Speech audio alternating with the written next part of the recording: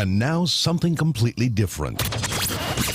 Good afternoon. I'm speaking to you live just outside I like to think balding is just God's way of saying, now let's see you get laid. Is it true that if you don't use it, you lose it? What I'd really like to do is put the greatness of this man in perspective. The hair loss community has a lot to be thankful for, having you as a spokesperson. You mean you just call this guy up? About life and about reality. And now, America's #1 reality radio show for men. Live from Los Angeles, it's Spencer Kobren's The Bald Truth.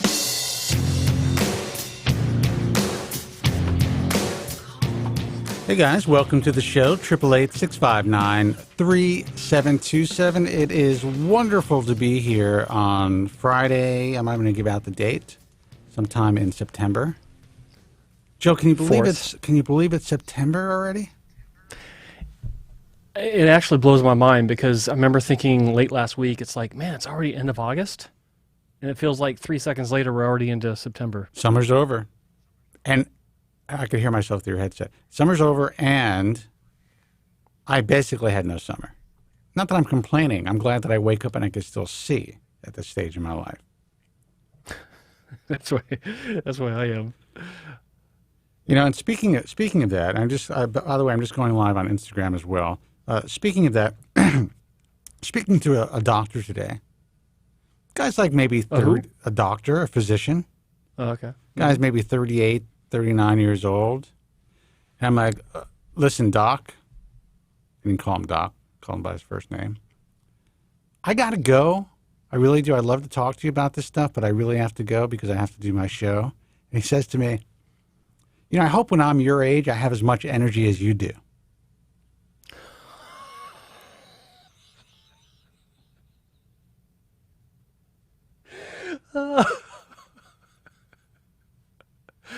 Oh, my God. And you know what I did? I upped his rate. Exactly. Just for that, 20% more. I had no idea. I guess people who are 38 years old think that 55 is old. Oh, I forgot you're 55. I am. I'm 55 years old. Had to do it. Had to add into that. I'll be 51 very soon. The beginning of the end. Dude, 51 is a new 50. Don't even worry about it. All right, guys, let me give out the phone number. It's 888-659-3727. Let me wave to all three people who are watching on Instagram. Thank you so much for tuning in. I tried to put the camera a little bit in front of me for this broadcast. It's easier for me to actually reach. And I know that for everyone else who's watching on YouTube, on thebaldtruth.com, through GFQ, guys from Queens Network, and for the people who are listening on iTunes and stuff, it doesn't really make a difference. But it may look like my iPhone, what is it called? Stand holder. It's blocking my shot a little bit. My mount. Thank you. See, again, I am getting old. But I'm doing this for the benefit of the now two people who are currently watching on Instagram. Jesus. One of them switched over to YouTube. It was Mr. Rolandus. I just noticed on my Instagram, Spencer went live. So remember, today's the day for the show. It is. So he's... Hey, guys. Hello, everyone who's saying hello to me on Instagram. And I cannot be distracted by Instagram, YouTube, the chat in GFQ, the chat on The Bald Truth. I got to run a show. The phone number is 888-659-3727. For those who are new to this broadcast, this is the Hair Loss Show. Been on the air in some form or another since 1998. That is a long time. We actually have listeners who started to listen to us in high school. And they contact us and talk about their lives and how they've evolved in their life and how they've kind of gotten past their hair loss or what they've chosen to do based on listening to the broadcast, which is interesting and depressing at the same time to talk about age again. Yeah. Yeah. Mm-hmm. Oh, are you busy, Joe? I'll let you go. Phone number is 888. Sorry, what? 659-3727. Why don't we just get straight to the phone calls? Okay. I want to try. I have a dinner arranged tonight, believe it or not. Not in a restaurant because I can't eat in restaurants. I have not had a meal in a restaurant for 6 months. I thought you weren't allowed to do that yet. We're not allowed to do that. You can? No. I'm not having it in a restaurant. This is a private situation. Can't have it in a restaurant. I can't go to a fucking restaurant. Anyway. That's sad. Let's see who this is. Oh, now all the lights are lit, and I forgot which one's first. Okay, one. Hey, you're on the air. Who's this and where are you calling from? Hey, this is Bill from Washington, D.C. Oh, Hello, Bill, man. How are you, man? You are in the thick of it. What's happening? Yeah, it's crazy. So what can I do for you, man? Yeah, I'm just trying to figure out sort of next steps. I've looked into hair transplants. Even before I came across you guys, I've been trying to avoid actually doing the surgery as long as possible. Been on Propecia for about 12 years. It's helped some, but, I'm still definitely thinning. And sort of to try to hold off on the transplant for a while longer, I'm kind of debating, do I try PRP? Do I try maybe adding Avodart once a week to my Propecia? Do maybe try the topical Propecia in addition to the Propecia? Just something that might buy me another year. I don't know if you guys have any. I think the thing is you want to buy as much time as possible. If you are at a point where you really feel that, okay, you saved a lot of hair, but you're not growing any hair back, you feel like things are stable, and you want to get a transplant, that's always an option. But just listening to your phone call, or the fact that you're even asking about putting it off, probably means you're not totally unhappy with the way that you look right now. Yeah, it's getting worse. I mean, it's definitely, like I said, the Propecia I think has helped, but it's definitely still thinning. And, I mostly live in caps. When I have to not wear a cap, the acrobatics I need to go through to try to make it presentable. It's, it can take anywhere from 15 minutes to 45 minutes. Dude, are you looking at me right now? Do you know what I have to go through to look quasi-normal? I'm sure I do, and I feel like I may go through worse. I mean, my ritual of trying to make it presentable is quite intense. I just want to let you know that I feel for you, dude. I totally understand. I currently have paint on the back of my scalp and half a can of hairspray. I almost asphyxiated myself in the bathroom. I forgot to open up the window. Were you not wearing your filtration system? It's funny. I left it here in the studio. And I ran. I couldn't breathe. I ran, and I just started to suck on it, get some air. I think the logical question now is, why do you need your facial filtration system in your studio? Just in case. Just in case.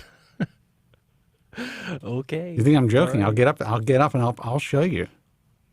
No, I've seen it. Like I know you have this thing, but it's like, why do you need it in your studio? That's the question on my mind now. Just in case. Why do I need an earthquake kit in my studio? It doesn't apply. Well, I don't think you need one in every room, do you? You need one in some room, inside your actual dwelling. I have one in every room. Yeah, I believe that actually. Yeah. Okay. That's awesome. All right. So caller asked a question. He wants to hold off on his hair transplant. He's pulling the old Shambui like I am, but he doesn't feel that he's going to be able to last that much longer. But he wants to try to avoid a transplant right now. What do you suggest, Joe? Mm-hmm. Try everything under the sun before you pull the trigger on getting cut. I heard you talking about playing with your dosage of finasteride. Have you tried other treatments besides finasteride, Propecia? No, about a year ago I stopped taking the stopped taking the generic and started cutting up, brand name ProScar and taking, cutting that in four pieces just to see if that would help. I'm not sure it's made much of a difference. I saw, I guess it's more of a case study where something, you can only believe so much online, but where, someone somewhere mysteriously, added dutasteride just once a week, and that was helpful to this one individual.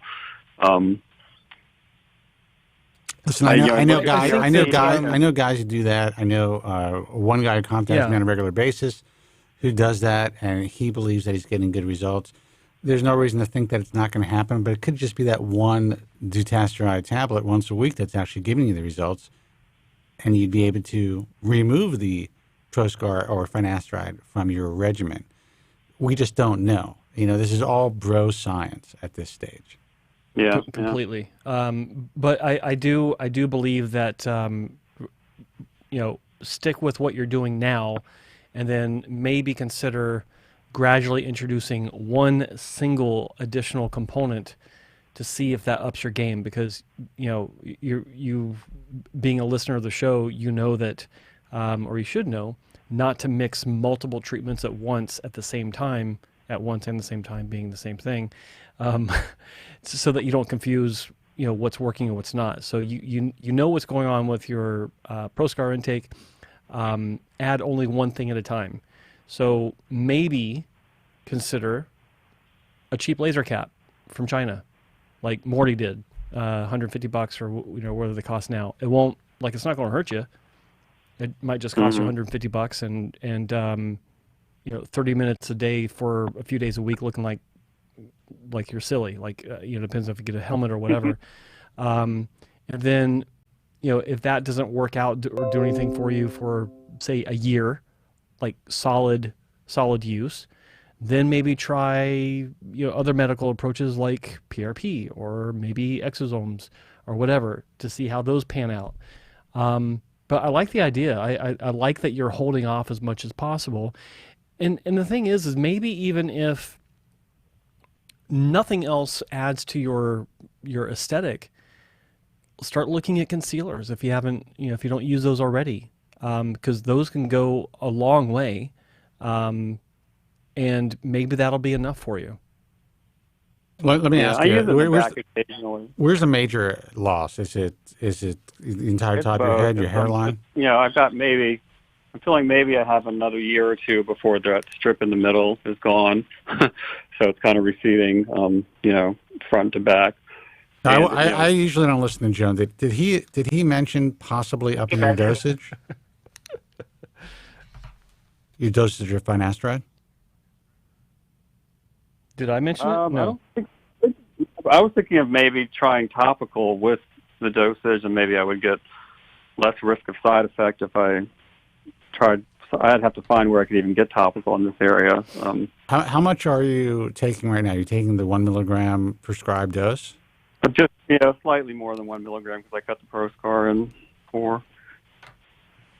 All right. Listen, I don't think that is, and again, we're not physicians. I don't think that's unreasonable. No. And you can there's a lot of places you can get topical finasteride now. You're in D.C. Either a local physician or a physician close to you can prescribe it to a compounding pharmacy in your area. There are some places where you can actually ship it, depending on the state. It's not difficult to get now, and a lot of physicians are compounding their own, or at the very least, that they're prescribing prescriptions, so you could have it compounded.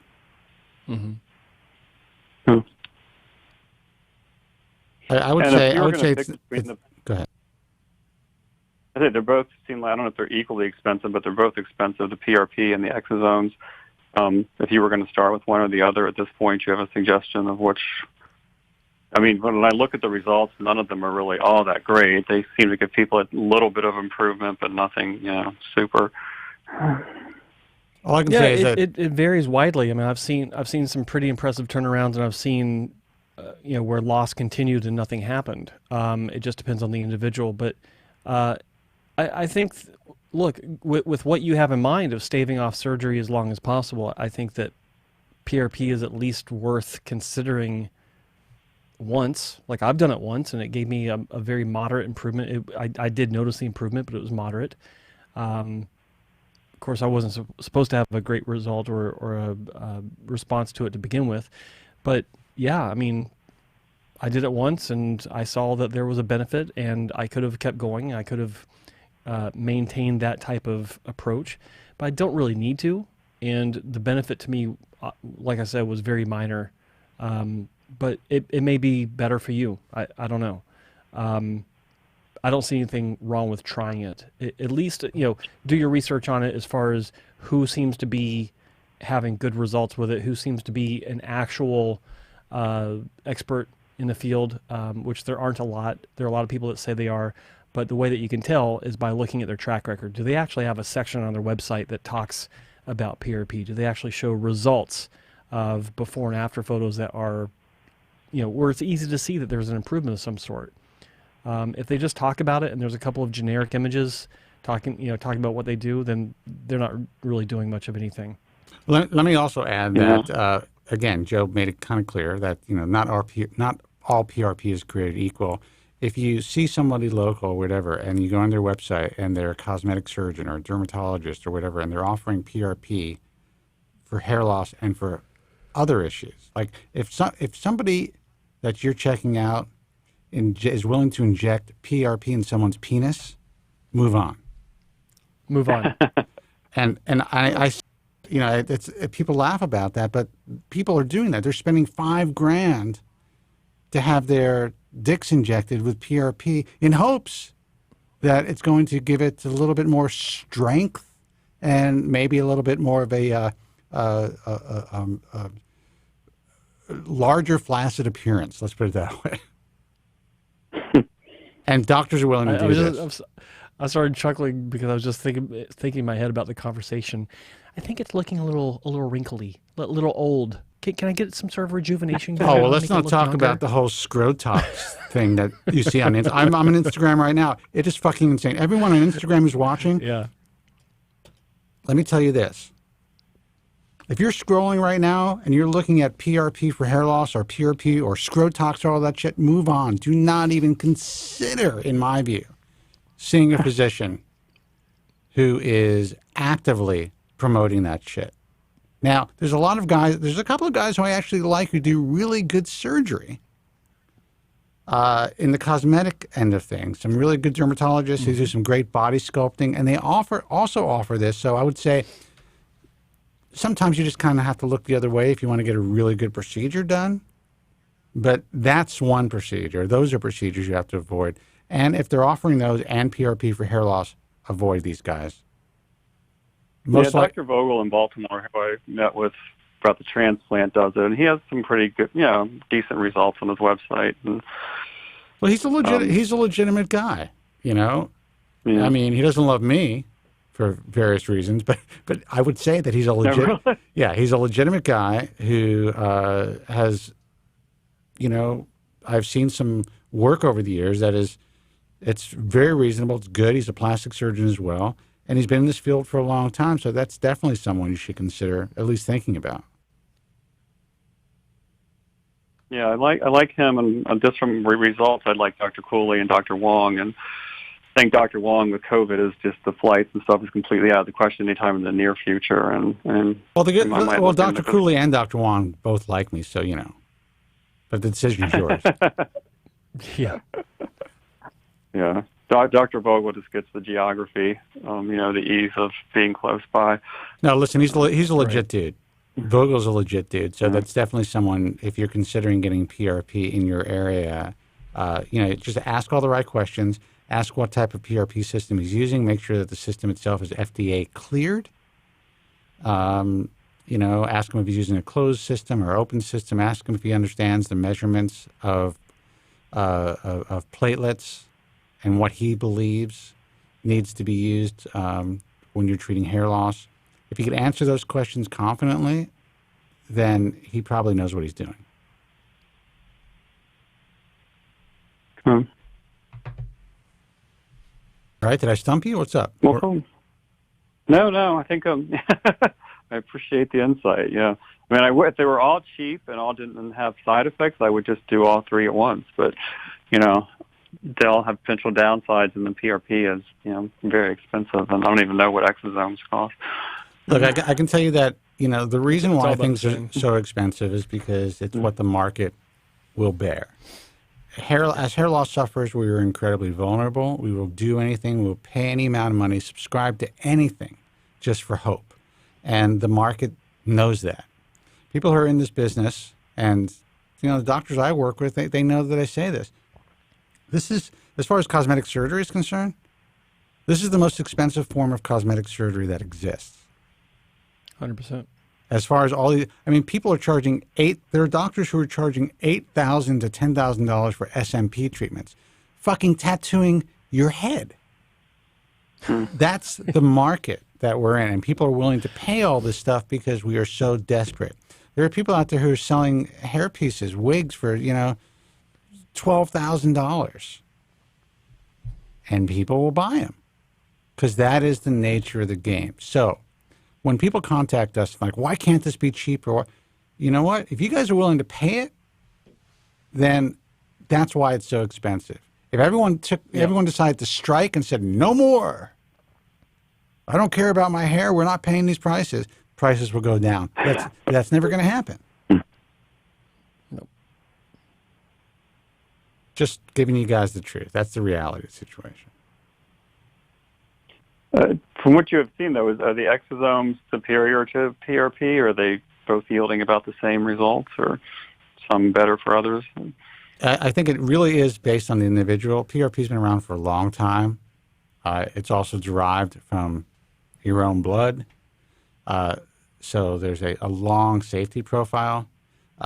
There are some guys who are getting some really consistent results with PRP alone, using the right type of scaffolding or matrix, whether it's A-cell, which I'm not a huge believer in, but Jesus, my recording just ended. I gotta clear my system here. You need to get a bigger hard drive. Yeah, I gotta get another one. And as far as exosomes are concerned, it's relatively new. I mean, there are guys who've been using exosomes for 2 years, 2.5 years, on average about a year. The guys that are doing it on a regular basis, I've seen some incredible results, but not everyone gets results. And then there's also a roller coaster of, telogen effluviums that a lot of people go through.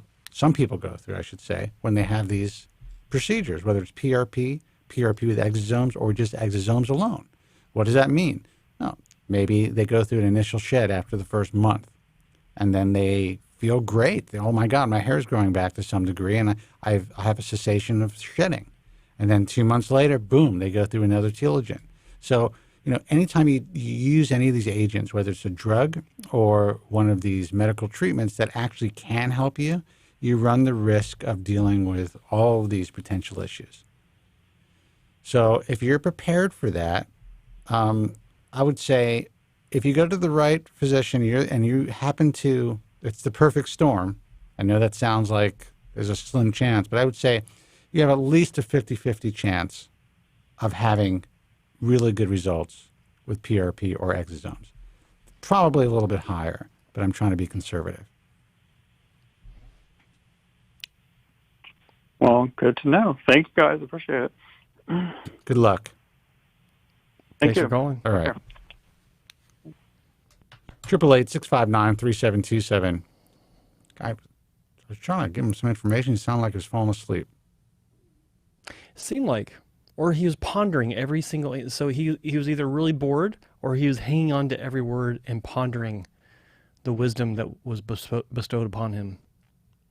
Which would you prefer? Well, honestly, if I can actually just speak into a microphone and make people relax and fall asleep, I will completely change my business model.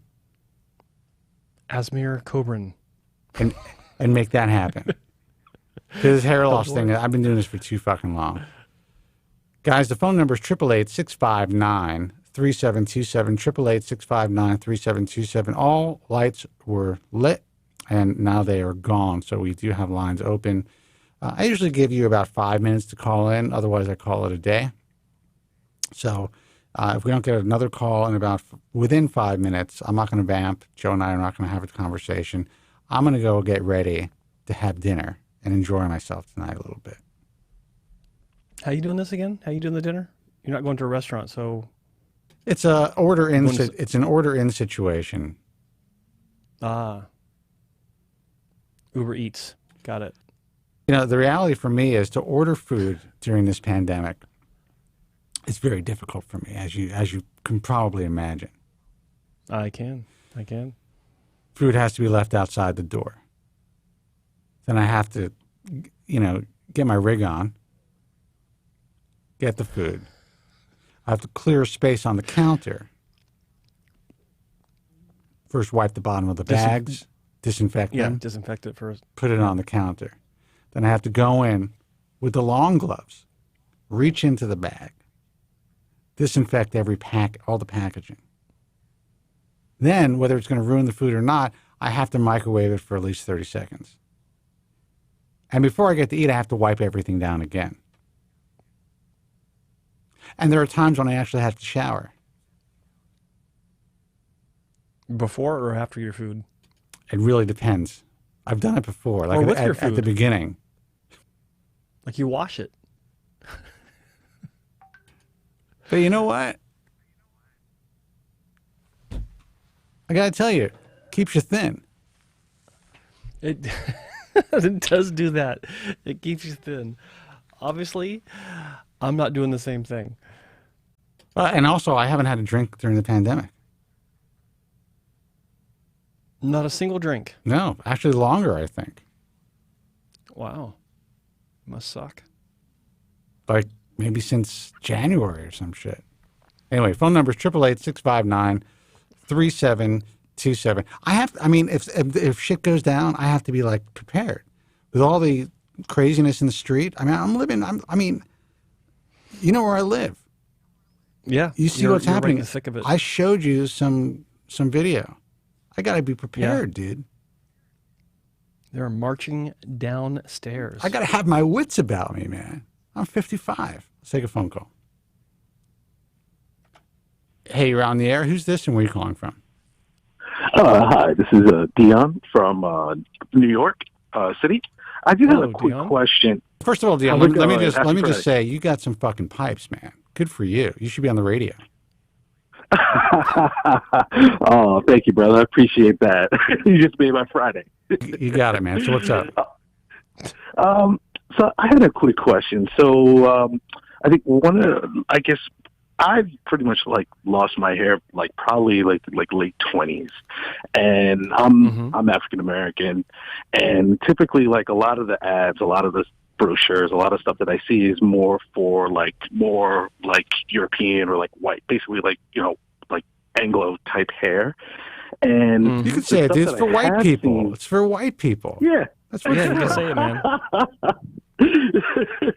But it's the limited amount of stuff I've seen, I guess, on YouTube or online for Black people that typically are looking to get any kind of surgery or grafting or anything like that. A lot of it just looks like you can see the hair growing there, but it's just super thin. But I guess I just want to get some insight from you guys in terms of is it even something I should even try? Just because I think Black people's hair has a lot of sulfur in it, and it just tends to be more brittle. Or should I just keep shaving it? Well, I'm gonna state this clearly. If you are shaving it and you could live your life with a shaved head, and I'm going to be, can I even say this anymore? You can say whatever you want, brother. Black dudes, in my opinion, in general, have a much better opportunity to look great with a shaved head than we do. I would look like Kane from Kung Fu. I would look like a totally different person, So that's what my buddy keeps saying, but I'm like, you guys are lying to me. You just trying to protect my feelings. Dude, let me tell you something. You see guys who shave their head, and you gotta keep that. Even if you look at it, you gotta keep it so tight. Otherwise, you get this green shadow. It's fucked up. It's not fun, man. Look, here's the thing. With Black people, either you have hair or you don't have hair. There's no in between. Right. Because right. if you've got hair and your hairline is not even jacked, just slightly, like just the smallest hint that something's happening, you will never hear the end of it from your boys. That's a cultural phenomenon that we learned about on this program. They call you five head. Yeah, and I had no. There you go. We had no idea for years that this was an issue. It's like you could shave your head or not. No. If your hairline is not on fleek as a black guy, you are the brunt of jokes, man. It's unbelievable. Yeah. And it's weird because I've seen a couple guys on YouTube that basically are talking about going to Turkey and getting the surgery done, but then when they're going through like their sort of vlog of like how it's growing in, it's like the hair is there, but you can pretty much see right through it to the person's scalp, and you're like, you paid $10,000 for that? Like, what's going on? So I'm like trying to decide, like, is it even like I started basically with COVID? I've been working from home, so I've just said, you know what, screw it, I'm just going to grow it out. I might look like George Jefferson, but at least I'll be at home. So, I've been kind of just letting it grow out because one of my buddies is doing some sort of like, I forgot what it's called, but some sort of surgery where they put in like a certain amount of hairs. So I'm thinking like, well, let me grow it out and see if I could even be a candidate for something like that. All right, first of all, I'm glad you found the show because just the information that you're providing us with means that as much research as you think you're doing, you are sadly lumped in the group of idiots who are running to Turkey or who are looking for these different, and this is not your fault. Trust me. Mm-hmm. This is just the way that it is. The information out there, whether it's on YouTube or whether it's on Instagram, social media, there's so much misinformation, misguided people who are willing to put themselves out there for public consumption, to talk about their experiences in this space, who know nothing. Mm-hmm. And in the end, they usually, a lot of times, they end up looking like shit, being very disappointed, and trying to find someone to repair them. Yet, they've spoken to thousands of people like yourself through these different platforms, and you guys, not you, I'm glad you found the show, took the plunge as well, even before you saw the end result.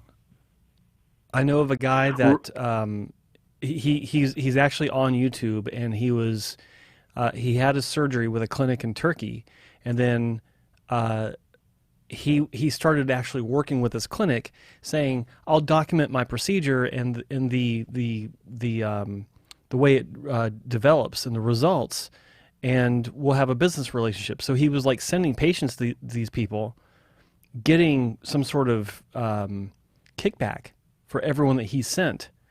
And he was continuing to update his subscribers about his result. And then in the end, he stopped updating and stopped sending people to the clinic that he went to because he was so unhappy with his own result. And when he started to talk about how he was regretting his decision, the clinic actually tried to sue him. Wow. for him saying that he was unhappy with it. So when you see these guys on YouTube and they're all talking about how they went to Turkey and they had this great experience, and follow me as my to document my as I document my progress. That's literally what they'll say. That's literally what they'll say. They're like, "Oh, I had a great time in the hotel and all this random stuff." Oh yeah, yeah. How many times have you been going through Facebook or Instagram, and you come across all these hair transplant Turkey clinics, and they got some idiot standing there next to the doctor, and they're pointing at each other like a couple of fucking idiots, or doing the thumbs up, like they're all doing it, and they all look ridiculous.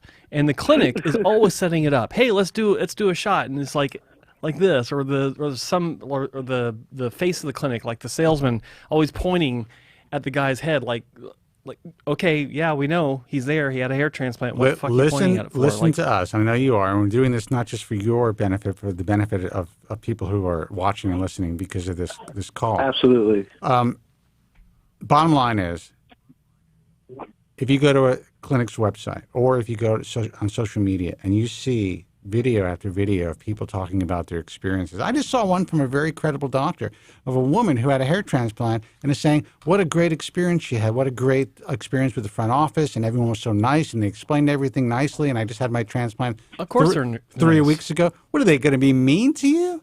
And then get you on video? Of course they're going to be nice to you. And let me tell you, it's very unlikely this woman's going to have great results because she's an older woman. The results will be minimal at best, even in the best hands, if all the fucking stars are aligned. And people are going to see that video. Poor women her age or with her degree of hair loss are going to see that video, and they're going to book surgery based on a fucking surgical experience. You don't know what the experience is. What is it like? What is it going to be like for her when she's unhappy and she has to make that call?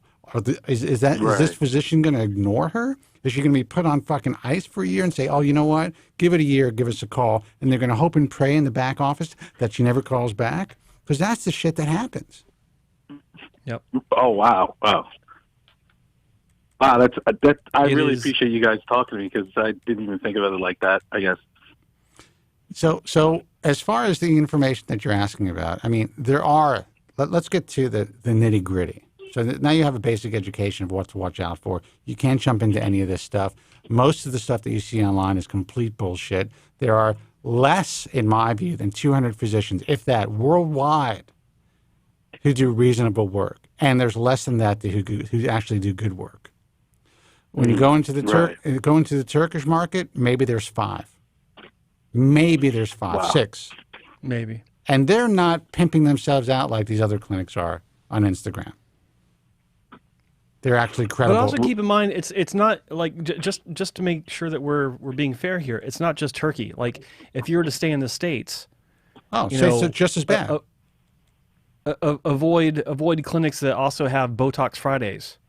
Yes. It's like or sales. If they have a special on hair transplants, sales and specials on hair transplant. Mention this ad and get 20% off. Or if they're promoting a device. Why should I get 20% off just for mentioning the ad? Why don't you just why don't you just make that your price? Dude, there's a gas station down the block. I think I told you this. Gas station down the block. Guy comes in, and I mean, where I live, there's a lot of. It always sounds obnoxious, but it's just the truth. There's a lot of people in the industry, very well-heeled people. This guy is an actual billionaire, and he's well known. I'm not talking about the guy who jumped to his death. Let him rest in peace. This guy's very well known, Joe. And he brings me a fucking flyer that he got, like a card that he got from the gas station. Is this a good deal? And he said, is this a good deal? A fucking billionaire. I'm like, you're one of the smartest people I know. How is this even possible? But that's how desperate we are. As hair loss. I've actually, I didn't tell you this one. But I've actually got a music producer that I know doesn't live far from you, and he's asking me who's got the best deal in town, and asking if I'll help like liaison with the doctor, and to let the doctor know that he's got 3 buddies that can also come in if they get like a great rate. I'm like, you're worth $150 million. What the fuck is a discount going to do for you? Did I sit down and I drink with these people? They're some of the cheapest motherfuckers in the world.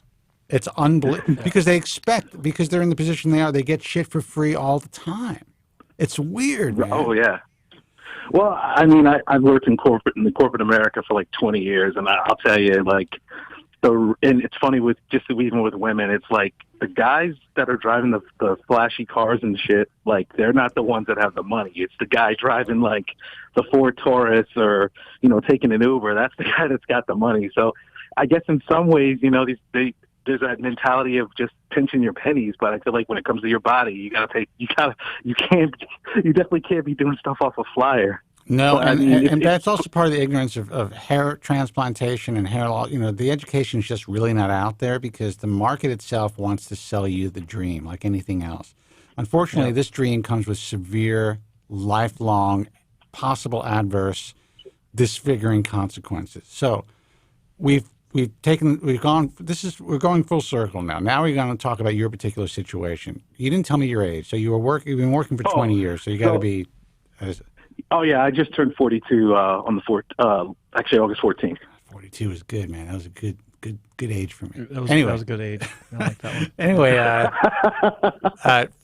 so you're concerned about the fact that you have Afrocentric hair, black person's hair, and you're looking online. You're not seeing a lot of great results. Yeah, it's just like the references that I look at, none of those pictures, their hair is not like mine. And then the limited ones that I do see, it's like, yeah, I see it's there, but it's insanely, it looks like, what your hair would look like right as you're starting to lose it. Okay. Well, I'm going to let Joe answer some of these questions directly because, he has sat in clinic for many, many, many years. And then I'll give you my take. But I will tell you that it takes a very skilled and nuanced physician in working on this particular type of hair and scalp to get it right, in my view. Joe, go ahead. Thank you, Spencer. So, there are a few reasons why you're not seeing a lot of results, and maybe not results that are really attractive for you. Number one, there just aren't a lot of black people getting hair transplants. Like I have never sat in a hair transplant clinic and thought to myself, "Wow, we got a lot of black clients lately." It just doesn't. It's not a thing, and I have no idea why. And so, like, I was going to talk about just the documentation process. Well, Joe, that may be general. considered racist. I'm just saying, you got to up your game with that. It could be. It could be. You're totally on. I mean, the only person I know that I think has one is Jamie Foxx because he has a scar on the back of his head that he put a tattoo over. And he does. So, I mean, I think he does too. Exactly. I don't know that for sure, Jamie. I please don't. Come after me. Oh, I'm not going to make a video about it. He's not been out about it. That would be awesome if he did. My bad. That would be awesome. No, you can name names. That would be awesome if he did. Like Jamie Foxx sues Spencer Kobren for outing him about his potential hair transplant, in my opinion. Go ahead. Well, I was just going to say, facts aren't racist. So anyway, I mean, just sitting in the office, it's just not something that happens very often. Now there are going to be locations where that is more of a prevalent customer base. I know one clinic in Atlanta who markets towards African Americans, and they apparently have a fairly sizable patient base because of it. But it's just not in general in the industry. It's not that common, and there are a few reasons for that. One, number of African Americans in different locations may be a very small minority of the people, right? Maybe 5%, maybe 6%, who knows? And then when you look at how difficult it is to get anyone to say, sure, put me on your website telling the world that I had a fucking hair transplant, it's not that easy to do. So any clinic that you see that has 30 results on their website of any demographic, of any ethnic background, give them a hand, because it was tough getting those 30 patients to say, yeah, sure, go ahead and use my photos. So there's that. But when it comes to the actual results that you do see, African hair is just, plain and simple, much harder to work with, especially when you consider how the curly nature, it's not just above the scalp that we're seeing the curly nature of African hair. It's underneath the tissue. It's inside the tissue. And it curls. It corkscrews. It splays. It splays, exactly. So you may not realize this, but hair grows in bundles called follicular units, and when you have bundles of hair in a small grouping, a lot of times those hairs underneath the skin, they'll splay out like the legs of a three-legged end table, right? They'll spread out. And so if you're going to have an FUE procedure, you've got all kinds of barriers in front of you preventing that hair from being extracted consistently, 1,000, 2,000, 3,000 grafts without a lot of damage. The probability is really high that a lot of those grafts are going to be damaged. In fact, I would say patient to patient across the board, you're going to have a much higher rate of transection with African hair than you do with non-African hair. And I'm sorry, the benefit transection is when it falls out?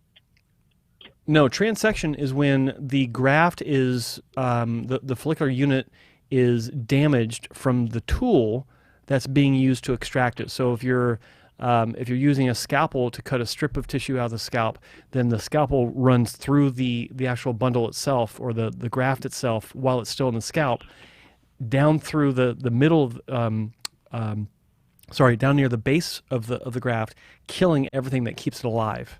Okay, if you're using FUE, where they use a small punch that punches out each individual graft, then the edges, the perimeter of that punch can destroy that graft as well. So you can still pull out the graft, but it's just so damaged that it's just not going to grow. There are other ways to damage grafts, but I'm just talking about transection. Even during the preparation process, after the grafts have been extracted from strip or FUE, if they're being separated or dissected into, say, a 3-hair grouping into a 1-hair and a 2-hair, then the way that they're actually dissecting those grafts can also transect and damage those grafts. There are many ways that it can happen. But the good news is that if you go to a clinic that knows what they're doing and has experience with African hair, you can actually have a really good result with fewer grafts than what you'd have with a non-African hair, because the curly nature of your hair gives better coverage to the surface area that's being placed into. Does that make sense? Okay. So I'm sorry. I'm sorry. So alternatively, you said if I went to who or who? I guess I missed that first part. I didn't mention anyone specific. I was just talking about if you find a clinic that does demonstrate that they have experience working with African hair, you'll generally see that their results are going to be stronger, and you won't see these big gaps that you're talking about. But they're few and far in between, and I would recommend that in order to find those doctors, you go to the IHRS.org or .com or .org. Both, and start there and ask them straight up, what is your experience with African hair? And if they have experience, they'll be able to send you some results that they've worked on. None of them will have 10 or 20 results that they can share with you, because it's just not that common. Gotcha. But everything that you've told me, keep shaving your head, man. Don't even bother with it. Honestly, man, and I say that I say that because you said something earlier on that caught my attention. I haven't forgotten it. You said you're thinking about trying a hair transplant. Guess what, man? You don't try a hair transplant. You do or you don't, because once you're cut, and you can't go back. That's my line, yo. Once you are cut, you're cut. You cannot untry it. And here's the thing. Joe mentioned the IHRS. The IHRS is an organization that I founded about 20 years ago. Every member of the IHRS pays a screening fee monthly, which in some cases, some people might think is significant because we're selective. And I will still tell you, don't have a fucking hair transplant, dude. If you can live your life with a shaved head and you are, let me ask you this. How uncomfortable are you right now when you shave your head? I've gotten used to it. I think for me it was just more like at the time when I finally decided to shave it. I was married at the time, and my wife was totally like, "Oh, it's beautiful. You're great." So, it still sucked, but it helped out a lot. I think now, I think I've been doing it for like 10 years, so I'm just used to it. But I guess I'm just, I miss having hair. No, well, it's like I can't shave part of it. I got to shave the whole thing. Now, let me ask you this. So it's okay. So you were married, and it sounds like you're not married now. How has it affected your ability to go out and meet women? To be honest, I feel like for the most part, it took me more just like accepting it and just moving forward. So it's like, I think all of us go through it where it's like, it's a blow to your confidence. But I think once you are able to just get comfortable with it, your confidence starts to come back. So I feel like for the most part, it's been okay. Well, my question is, are you getting laid? Yeah. Okay. Do not get a hair Done. transplant. All right. Don't get Next a hair call. transplant. Take that money, buy yourself a brand new fucking car or a down payment on a house or whatever.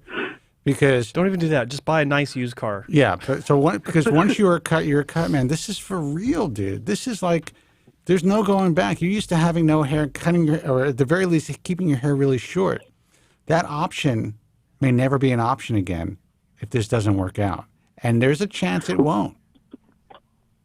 Right. I mean, and that's the thing is that you basically have to do you have to do constant maintenance on it once you start it. Like you've got to start taking Rogaine. You've got to start, getting more surgeries over time. If right. you're Because lucky, and if you're unlucky, then you may not be getting laid, or you may feel like you may be wearing that hat more often. You may change your career path because you're going to be Let me fucking tell you disfigured. something. You want to talk about being like accepting your hair loss and accepting your situation to where you do still have enough confidence to go meet women. Try doing that with a fucked up hair transplant. You want to talk about confidence levels plummeting. It is like I've been there, brother. And when you have a bad hair transplant, I had 2. I had to get them fixed. And for 9 years, I was going through my 20s, and I was in your situation trying to meet women, but I had like these ant legs sticking out of the top of my head, looking ridiculous. And it was horrible. Let me tell you.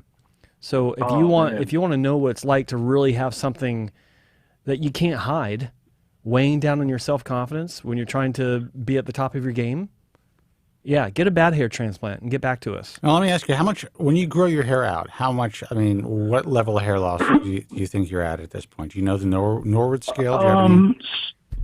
So it's funny because I've just been shaving it consecutively for like the last 10 years. And since I've been working from home, I basically just said, screw it, let me grow it out and see what's there. Yeah. So it's weird. The front of my head, it took like 5 months, and I had some Rogaine kicking around that I had bought like 3 years ago that I just stopped using.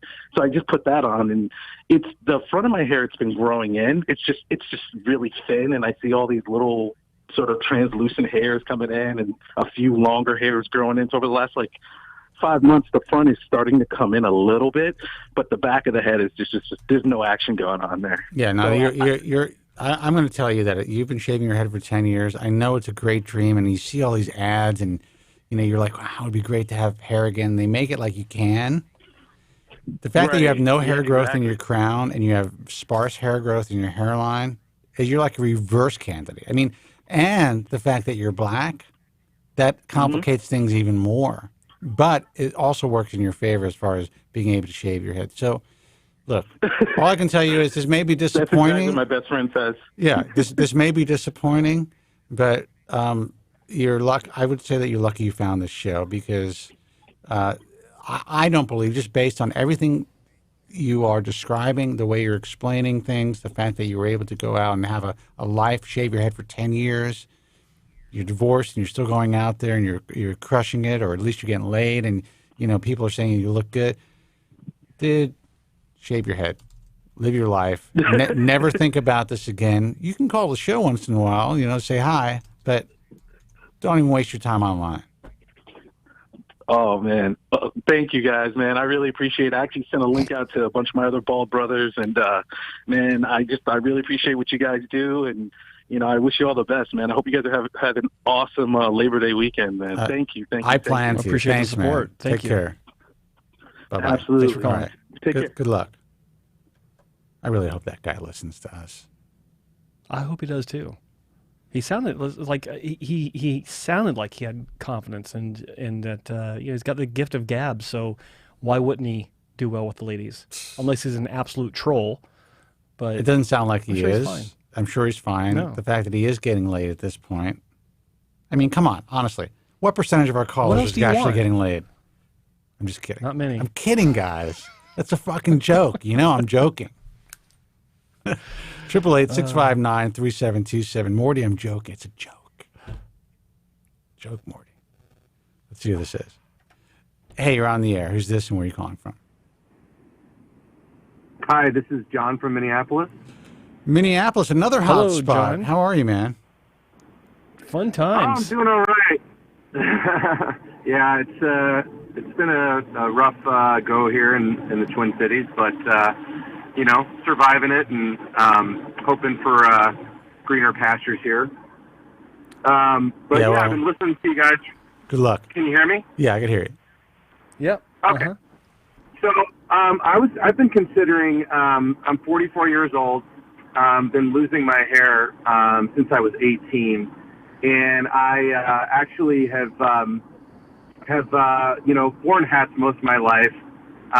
Like the way I look in a hat, just could never get used to the hair loss because at the time I was still just in college and kind of hurt my confidence. But I'm married now. I have a kid, and it still has always held me back socially. So I finally have had a couple of deposits to get a transplant. Just couldn't pull the trigger, and it brought me to SMP, which after listening to you guys, the more I researched that, I got cold feet, couldn't pull the trigger there, and then now I'm kind of at the point where I'm looking at the temporary SMP, the tricho pigmentation, and I'm really interested in it. I've got enough of a hairline in the front that it looks okay, but I just finally, after 25 years, I finally shaved my head on New Year's Day this year. And the funny thing is like, I had to go to work before the pandemic happened, and I showed some people, and they were like, yeah, it looks good, but I still just couldn't get comfortable with it. And I would actually go as far as borrowing my wife's eyeliner or borrowing my daughter's face paint, trying to, simulate a hairline, what SMP would look like. Really liked the look of it. But again, started worrying, well, if I get SMP, it's a commitment. My is it going to turn blue or green, or is it going to look fraudulent? And so the temporary SMP, there's a clinic here, which I'm sure you guys are familiar with, and it's a place you endorse without mentioning the name. Shapiro Medical. Again, I think there you go.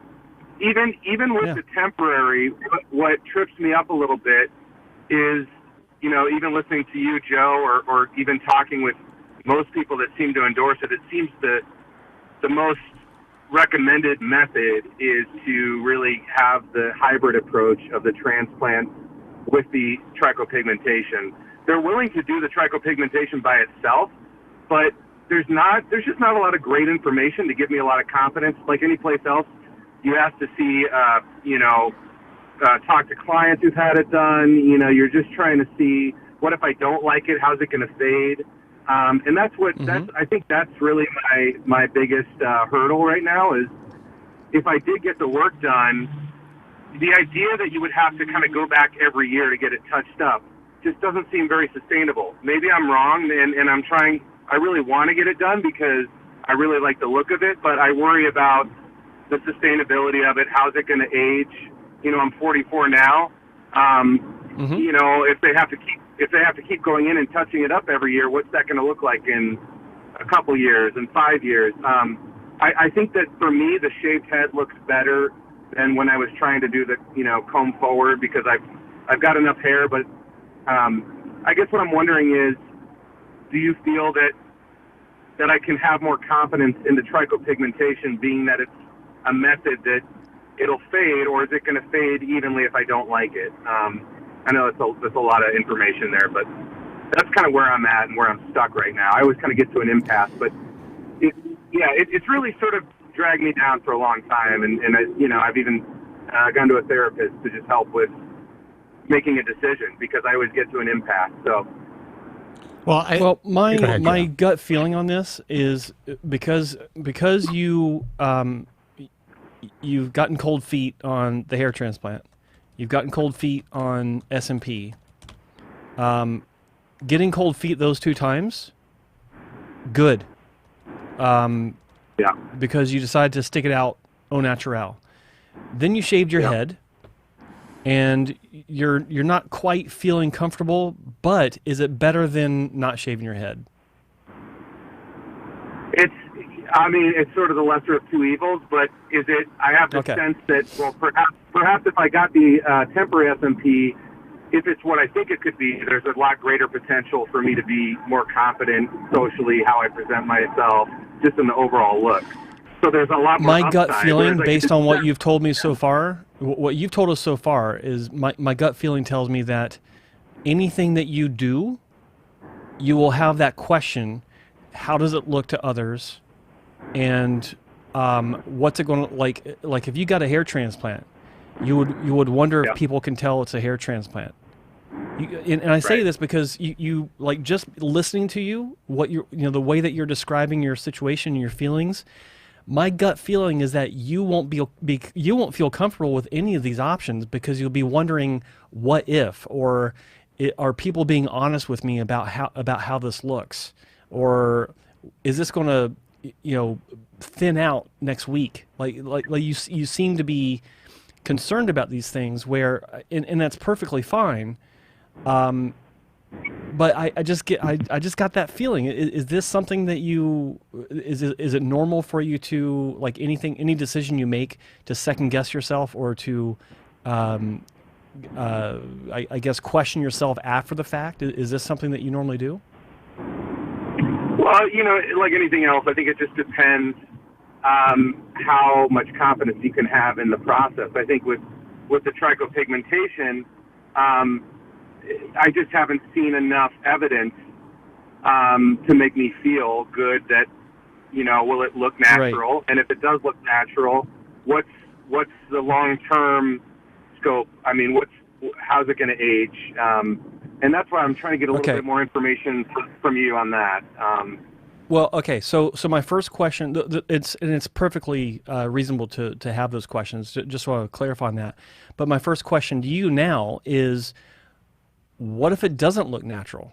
Like, what if? Because I know who the technician is, Nicole, and she's she is one of the best there is, hands down. Just so we're clear on that. Yeah. But everyone has a bad day. What if she screws up?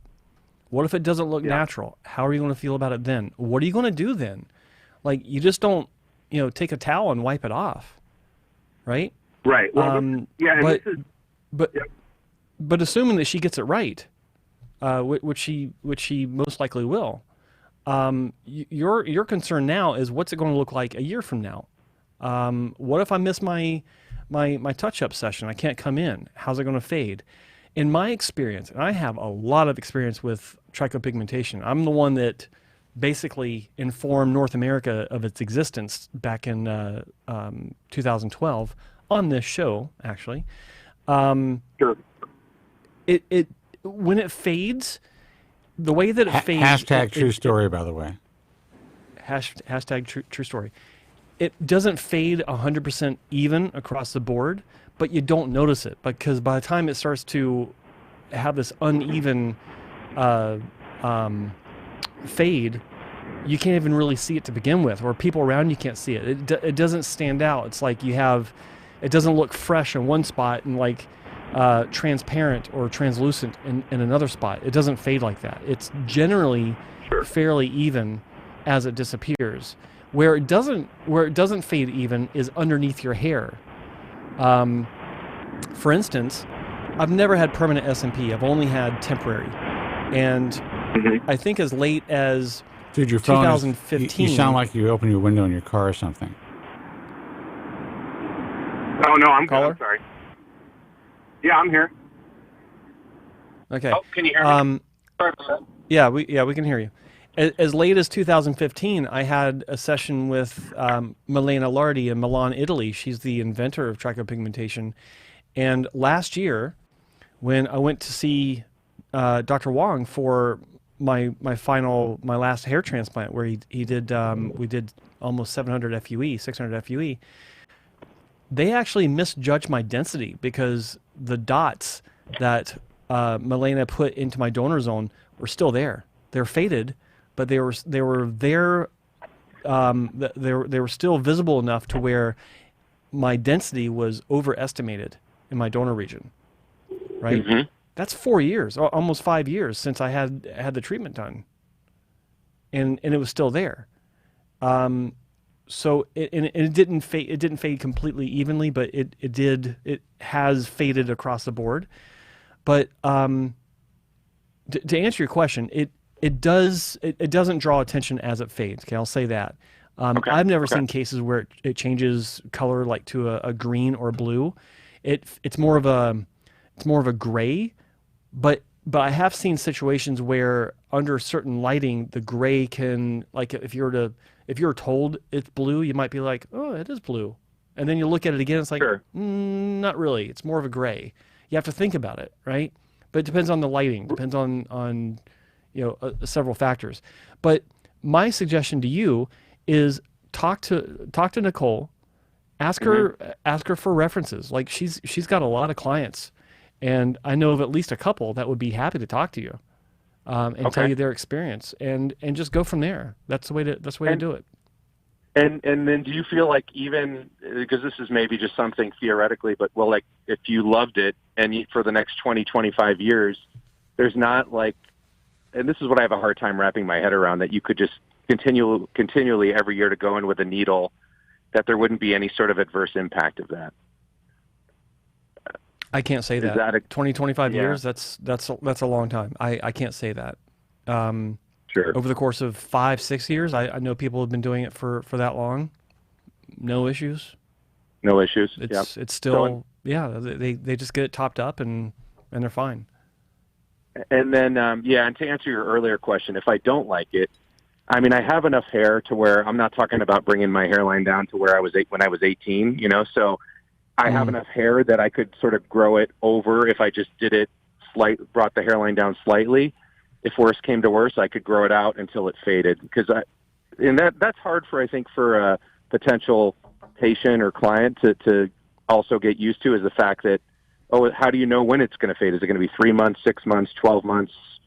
But to your point, I think I just have to take the leap at some point. Well, I mean, if you feel you have to do something, then maybe, yeah. I mean, I'm not a fan of taking a leap to, instead of pulling the trigger after lots of research and you feel comfortable just taking a leap. I'm not a big fan of that approach. I would exhaust myself with meeting patients. Even for something like tricho pigmentation, I would hop on a damn plane and fly wherever these people are that would agree to see me. I'd take them out to lunch and thank them for their time, so I could see it for myself. Because you're looking at a long-term investment. Yeah, it may be temporary, it may fade after 1 to 2 years or whatever, but you want to potentially keep this going. So meet people who've been doing it for 5 years. I know a guy in Florida that flies up to see Nicole, and he might be fine talking to you. Hop on a plane, go see him, or wait till he comes in for his next top up and see if you can meet up when he comes to Minneapolis. Yeah, that'd be great. To be it's been like pulling teeth, but I'm still going to try to find people. I think whether you're talking about permanent or temporary SMP places, it's really tough to find people willing to talk to you. So, well, personally, I would avoid permanent SMP like the plague. Like I've never, no one I've ever talked to has been able to explain why it doesn't change color.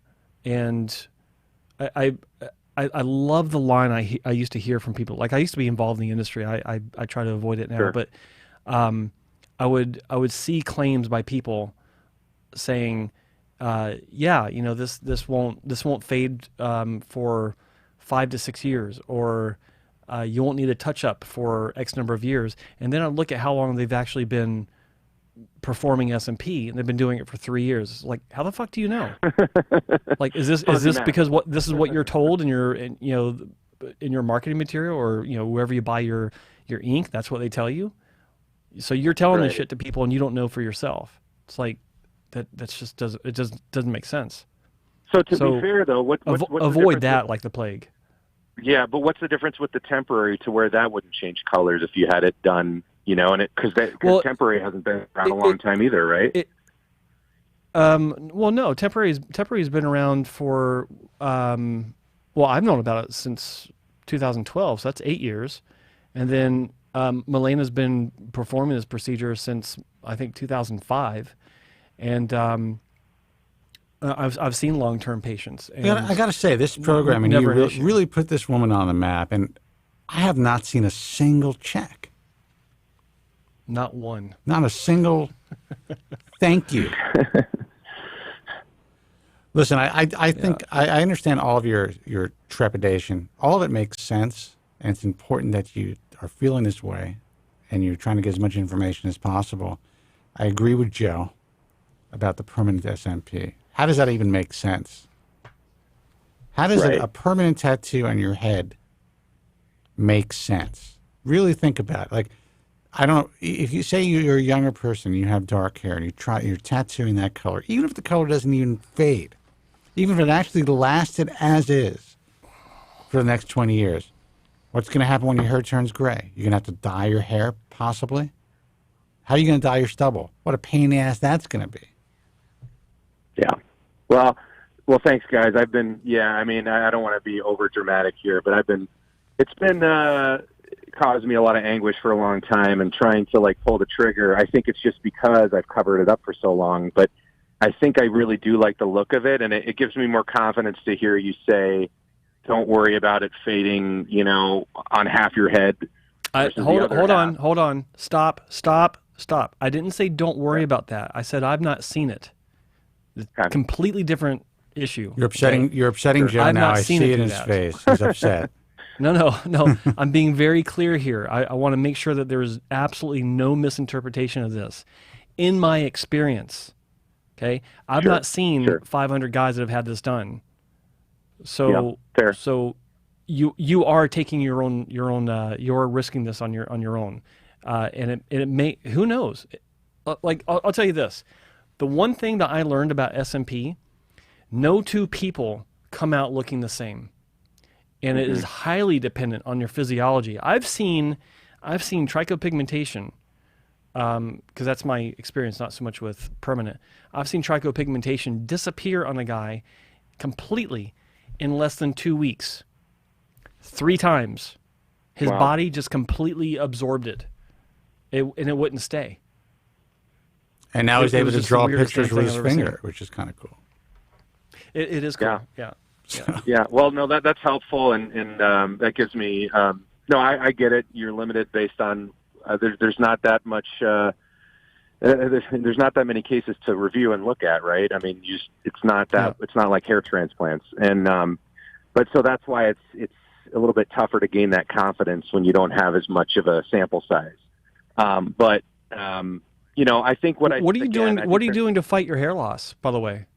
Sorry to interrupt. What are you doing to fight your hair loss? Did you say earlier? Well, so ever since I was 18, I started taking, when I started losing it, I started taking finasteride, the oral, the pill, and it's ProScar I take, and I cut it up, and my brothers who were older than me. They had more hair than I did at the time, and they have less hair, and I've taken the pill and they didn't. So I kind of attribute the hair I've maintained to that, but I've never liked my hairline. It's just something that's, it's just harder to, it's just been hard for me to get comfortable with. So but I did recently get Rogaine as well, and I was going to, maybe also just try that topically. It's not to say I look bad, but with the shaved head, but I just feel like I could look better, and I think having more of a hairline would definitely enhance my look. So, what's wrong with your existing hairline? Is it receded or thin or both? More the recession that I don't like. It's definitely I don't know where it would be on the Norwood scale. I want to say more like a 4, but it's I've got a longer shaped head. And so when I draw the hairline, I've got more of an oval. When I draw the hairline on, just aesthetically, you don't really look. My head shape doesn't look as awkward as it is with the hairline as it is. I feel like it frames my face a lot better. So I think, I don't know, I try to be honest with myself. I try to be objective about it. It's something that's, it's bugged me for a long time. So I'm just, let's put it this way. What's the worst case scenario if you decide to have temporary SMP or trichopigmentation? The worst case scenario is maybe you have to, if the things do turn gray as they fade, maybe you have to use your wife's makeup a little bit more just for that period of time, and you've experienced it. Or it can be a great experience. That's a great thing about it. Your body's going to absorb it. Right. And that's and so long as I can be confident in that, I mean, on some of your forums, there were things years ago about, what's in the ink, and could that be, I mean, there were some claims by I forget which doctor it was that it could be cancerous. Anytime you introduce a foreign substance, I don't think it was a doctor. I think there was a guy who is who's been online for a long time. I think he raises doesn't he raise chickens for a living, Joe? No. I think he is actually talking about a doctor. He's talking about Dr. Bill Rassman was saying that about temporary. Saying that really. Because it's temporary, that is if it's being carried away by the blood system, then it's got potential to be carried to the brain and create deposits that could lead to tumors in the brain, which I will say on the record sounds ridiculous from someone that wasn't offering temporary but is offering permanent. Well, that's the thing, I mean, there are always going to be traces of permanent ink that, while it is put deeper into your tissue, into past the epidermis, that are going to leach into your bloodstream, into your body. And that goes for all tattoos, by the way. Yeah, it goes for all tattoos. But to say this with absolutely zero evidence and zero situations that have ever popped up because of anything like this, I think was extremely irresponsible.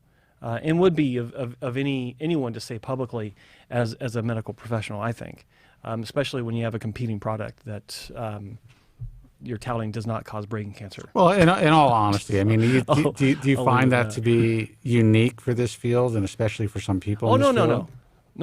Wasn't saying it was unique. I was just saying. I've heard some fucking claims. The callers. I mean, what about the history of FUE? Yeah. That's an interesting story.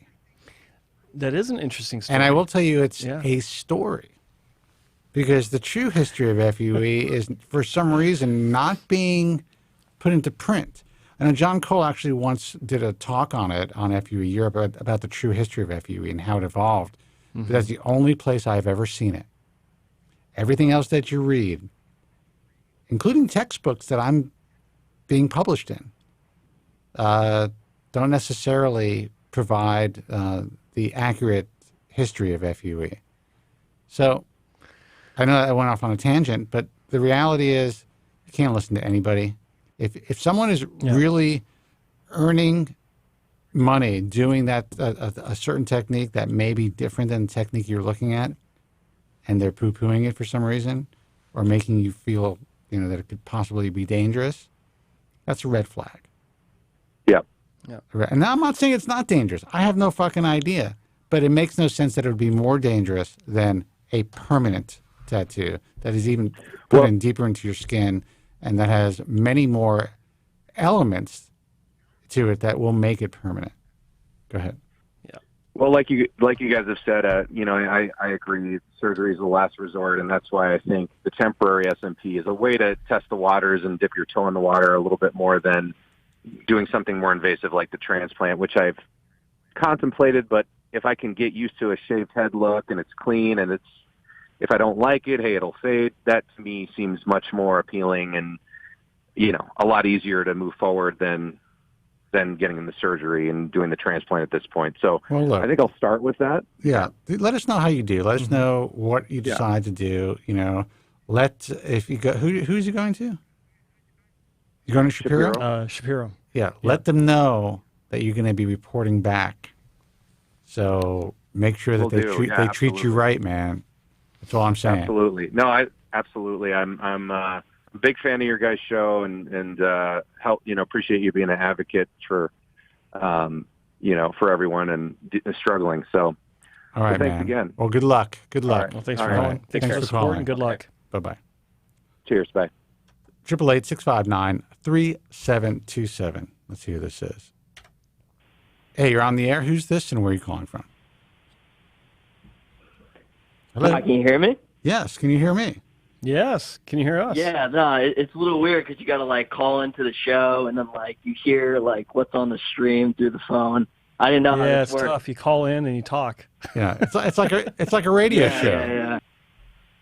I hate when that happens. I'm a younger What's your name? guy, so I'm not really. My name's Alex. So what's up, Al? Yeah, Hello, Alex. Joe Where just you likes to from? bust people's balls. Don't worry about it. Word. Yeah, so I'm calling from New York City. Okay. Yeah, like I said, I'm a younger guy. I'm 22 years old. And like God bless you, same story that you hear from a lot of younger guys who lose hair. But like, yeah, like I receded a little bit and I thinned a little bit. I'm probably like on the Norwood scale between a 2 or a 3. And I have a little bit of thinning on my crown. And at this point, I'm kind of like considering a hair transplant. Have you spoken to a physician about potentially using finasteride? Yeah, I was actually on finasteride for probably about from 18 to 20. I stopped using it because I had some concerns about my libido. I guess it just wasn't getting as hard as I did in high school. I don't know if that's like a side effect of finasteride or if that's just like normal, but that kind of scared me off the drug a little bit. Now, did this happen after you read about it online or before? I don't know. It was hard to say. Like, I had a girlfriend at the time, and like it wasn't anything like serious. Like, it wasn't like I wasn't able to get it up in the bedroom at all. I don't remember if it happened like post reading about it, but I'm not one of those people who get like super paranoid about things and then it becomes like a self-fulfilling prophecy. Like I wouldn't worry about it like that. So I don't think that it could have had like that placebo psych-out effect on me. Okay. So you're on it for how long again? 2 years? Finasteride, probably like two and a half years. Yeah, from like probably like 19 to like 2021. All right, so I'm sorry. I was paying attention to something else for a second. So are you saying that, so you tried finasteride, you're on it for 2 years. He said he's your son. Oh, Jesus. He doesn't sound Puerto Rican, though. So, anyway, how do you sound Puerto Rican? How racist is that? Anyway. I have Puerto Rican neighbors. What a great show. Fun fact, the Gonzaleses. Dude, I know the Gonzaleses. How are they? Oh, they're actually doing great. Yeah, That's good. No, great people. Tell them I say hello, man. I'm from New York. You know how many Gonzaleses I know? Jesus. Probably a lot. I know a few myself. Absolutely. And then when you come to this coast, you know a lot of Sanchez's. Oh, what are you, one West that's Yeah, I'm on the West Coast. a mouse. Okay. I'm in Los Angeles. So a mouse. I get that joke. Thank you. Okay, so you were on it for 2 years, and just repeat yourself for a second, 'cause I didn't hear it. When did you start to notice side effects? Yeah. When did I start noticing it? I don't know. Maybe like a year in. Okay, and so in that year, what were you noticing exactly? I guess I noticed that like my erections weren't like super rock hard, like maybe they were in like high school, but nothing really beyond that. Okay. Well, first of all, that's not completely abnormal, just in general. But were you? And I know Joe asked you this question. You're 100% convinced that it has nothing to do with you reading about the possibility of that happening. As convinced as I could be. Yeah. Okay. Because, I mean, it happens to all men. But as soon as you think that that's a possibility, it will happen. That's just the way that it is. You got to fight through it. Yeah, like if it's something in the back of your mind, it may just like psych you out or something. It doesn't take a lot. It does not take a lot to psych you out sexually. All a guy has to do is break that enters his mind for a second, and either he loses it. He could be completely impotent psychologically, or if it's in his mind, oh, it doesn't seem to be as erect, then it's not going to be as erect. It is wild what our mind does when it comes to sex. It's all attached. That's it. That's the way it works. Yeah, I feel that. That's definitely true. That's what performance anxiety is all about. Like, a lot of 18-year-old kids, the first time they have sex, they get fucked up because they can't do it. It's not because they can't do it. It's because they're nervous. And then all of a sudden it becomes a problem. Yeah, it's like a nerve-wracking thing. at first, like your first time. I get that. That's why I was blind drunk. I didn't even know what was going on. I was great. So anyway, so you're considering having a transplant. You're 22 years old. Yeah. I'm going to tell you that if you have the progression that you currently are talking about, where you're already seeing crown loss and the recession of your hairline, very minor. Let me add that it's very minor. Yeah. It's not anything like, yeah. Just know that a hair transplant will not stop or slow the progression of your hair loss. Yeah, I know that. Well, here's the thing. So, like, my thing is that, like, I've shaved my head before, like, down to, like, a 2, a 3, and, like, I think I have a good head shape to rock, like, a very, like, shaved look, even a bald look. I think I'll be fine one day, right? I'm not one of these guys who's like, I must 100% keep hair my entire life or else I'm going to be sickened and defeated over it. That's not me. Okay. Me, what I really want is just like hair throughout my 20s and maybe some of my 30s. You can't have a hair transplant. I just don't want to. No. You can't have a hair transplant. You'll never be able to shave your head again. Really? You'll never have Even that with, option. like minor FUE. Even with minor FUE, it is done. Over. Once you're cut, you are cut.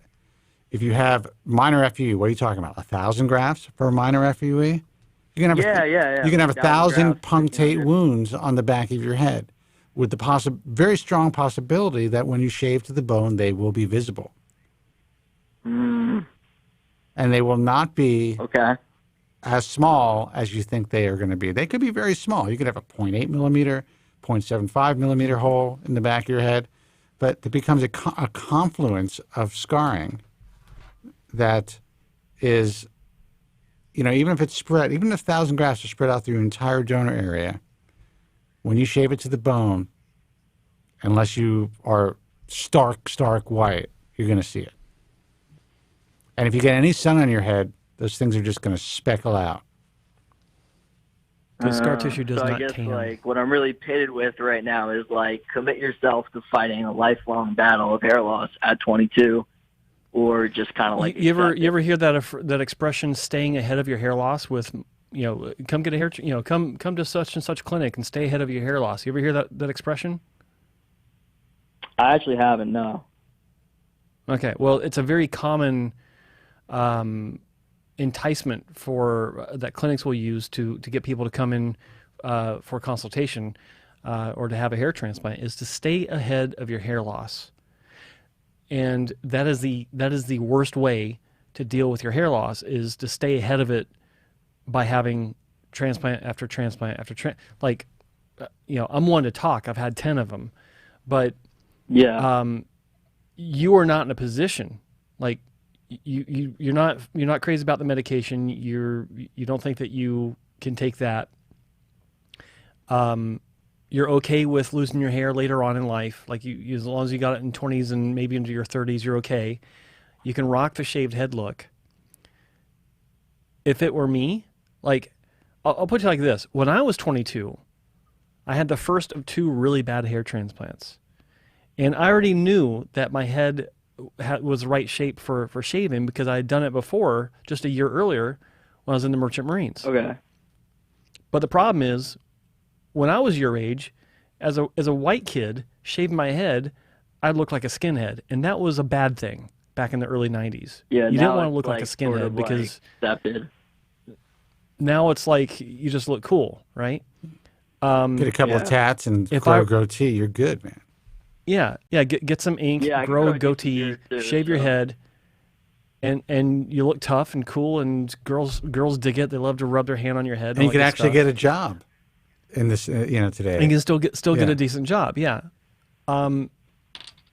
So if I knew then what I know now, I would not be sitting here today. I would not have had all these hair transplants. I would have shaved my head, and I would have just moved on in life. I'd be a dive master in Tahiti. That was my dream at one point. Yeah, I saw your the thing you did with Ball Cafe. That was kind of eye opening. Oh yeah. Oh yeah, I forgot about that. Yeah. So, and that's the thing. You are in the position I was in a long time ago. don't make the same mistake, because it was a mistake. I like, if I had known then what I know now, I wouldn't have done it. Do I regret it? No. Like, I've had a great life because of it eventually. But yeah, I wouldn't do it again. Process for both of you. Yeah, but let me tell you, it's great that we helped a lot of people in the process, but we fucking suffered, man. Joe suffered a lot, and I dealt with just, I was, don't take this the wrong way, Joe. I was smart enough to step back and say, there's something fucked up here. There's something rotten in Denmark. Why do these guys want to transplant me? Why do these guys want to shave my head and put a wig on my head when I had essentially a full head of hair? It was just thinning. And I just kind of did my research early on. That's why I wrote the book, and I was lucky enough to find finasteride early on.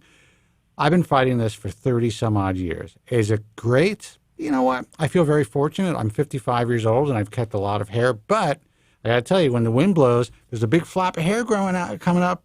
It's fucking ridiculous. I got to paint the back of seagulls. I got to paint the back of my head. I wear hairspray and all this stuff.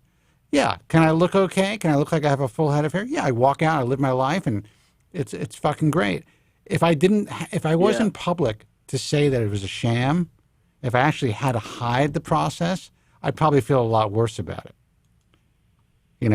So being open about it and doing this show, that's been cathartic for me. But pure freedom, dude, is being able to shave your head at 22 years old and never look back. Yeah, just not really giving a fuck. That's freedom. Create your persona, your life around, do it early, do it young, and build your life.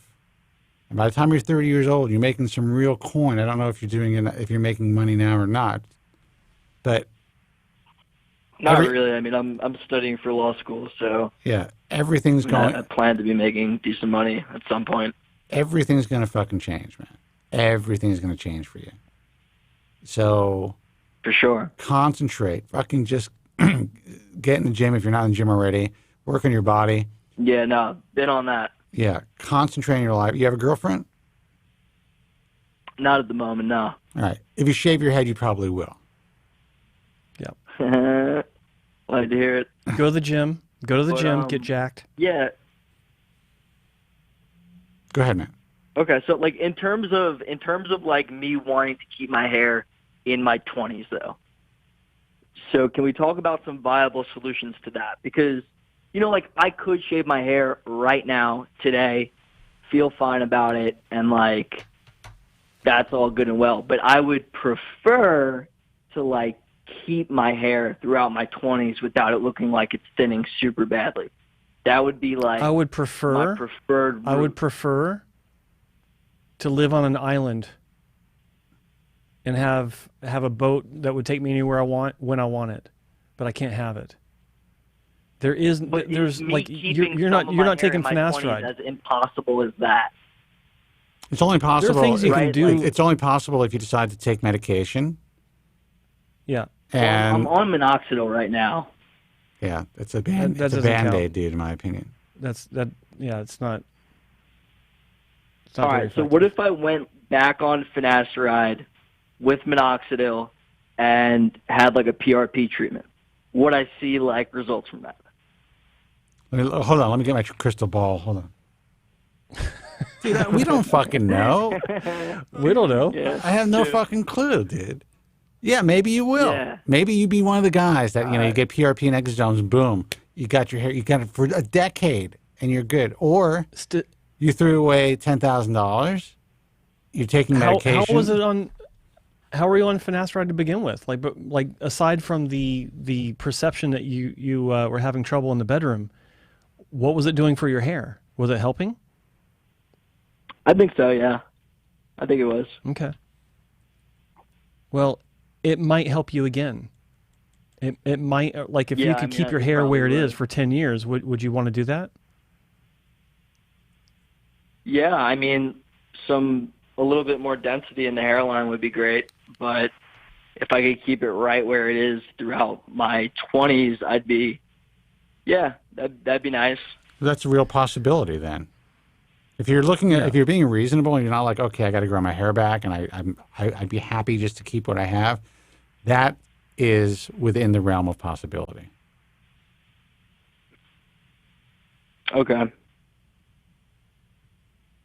Don't get a You guys don't recommend don't doing fucking the get a transplant, route. dude. I'd be fighting it forever. Dude, once you cut your cut, that's it. You're done. Listen, I can tell you right now. You tell me where you are. You're in New York. I can tell you who to go to, who will transplant you. You probably get great work done for a while. Yeah, I will tell you this. Cooley, actually. At 22, no one should give you a hair transplant, especially if you're not taking finasteride. That's and right. If anyone says He's okay, 22. You're right. walk out the damn door. Yeah. Like, seriously. Yeah. I got to tell you, in this environment, a lot of right. people will probably say okay. Sadly. So, dude, don't fucking do it, dude. I just remember sitting in Norman Orenschreik's office at your age. This guy, he's dead now, but reinvented hair transplants in the like he's known as the inventor of hair transplantation, but basically reinvented it in the U.S. World famous. Made so much fucking money. Him and his kids, all in the business. This guy was willing to give me cornrow hair transplants, plugs, in front of the hairline that I had, which was lower than it is right now, to keep up with my hair loss. Yeah. And I was like, and I had the money at the time. I was like a young entrepreneur, so I could have afforded. He was charging I think it was like $100 a graft. It was insane, or $50, something like that. And all I had to say was yes. And I got out of there. I was like, there's something fucking wrong with this shit. There's no way. Where would he put the hair? That's what I was thinking. And if I would have had it done, I would have been one of those guys with 2 horns of hair coming out of his head as my hairline receded. And he was willing to do that. Yep. That is how this industry was built. Yeah. Brick by people like him. And you know what? I can't even believe people who have their medical licenses have no regard towards ethical practice. That absolutely is astonishing to me. Oh, welcome to the world, dude. You're a kid. Trust me. I was going to say. Let me tell you something. Welcome to the There's world. a few 100% honest people, honest livings in this world. Hookers, in general. You get what you pay. You get what you pay for, which is ironic. But I would say that, because of the way that society looks at them. You know what I'm saying? So, but I would say that in my life, in my experience, and you're going to be an attorney. Jesus Christ. Wait till you actually have to make a living as an attorney. Things change, my man. Trust me. And as ethical and as hard you're going to work to be an attorney, you're going to start turning. You're going to take things and maybe take a blind eye to things, or do some things that might not be as ethical as you think should be done when you're 22 years old. Sadly, that's the nature of life. Not. I hope not either, but that's just the truth. Listen, let me tell you something. The last thing I ever want to depend on is a fucking attorney. Every time I've worked with attorneys, I've had to do all the fucking work myself. Anyway, that's that's no good. That's no good. But as far as physicians are concerned, these are human beings. They're getting to cosmetic surgery for a reason. There's a handful of guys, if they're plastic surgeons, they've trained. They've taken surgical residencies. They've then decided to become a plastic surgeon, so they have to take another residency, more training. That's 7 years alone. And they decide this is where they want to go. The vast majority of physicians who enter medical school aren't thinking to themselves, hey, you know what? I want to become a fucking hair transplant doctor.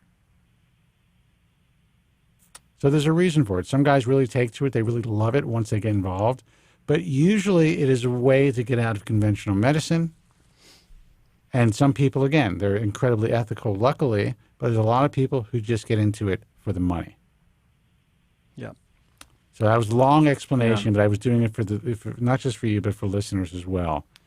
That's just the nature of the game. No, it makes sense. You're selling guys the dream, have your hair back. Of course, it's going to be an extremely lucrative industry. Oh, it's incredible. Yeah, I remember absolutely.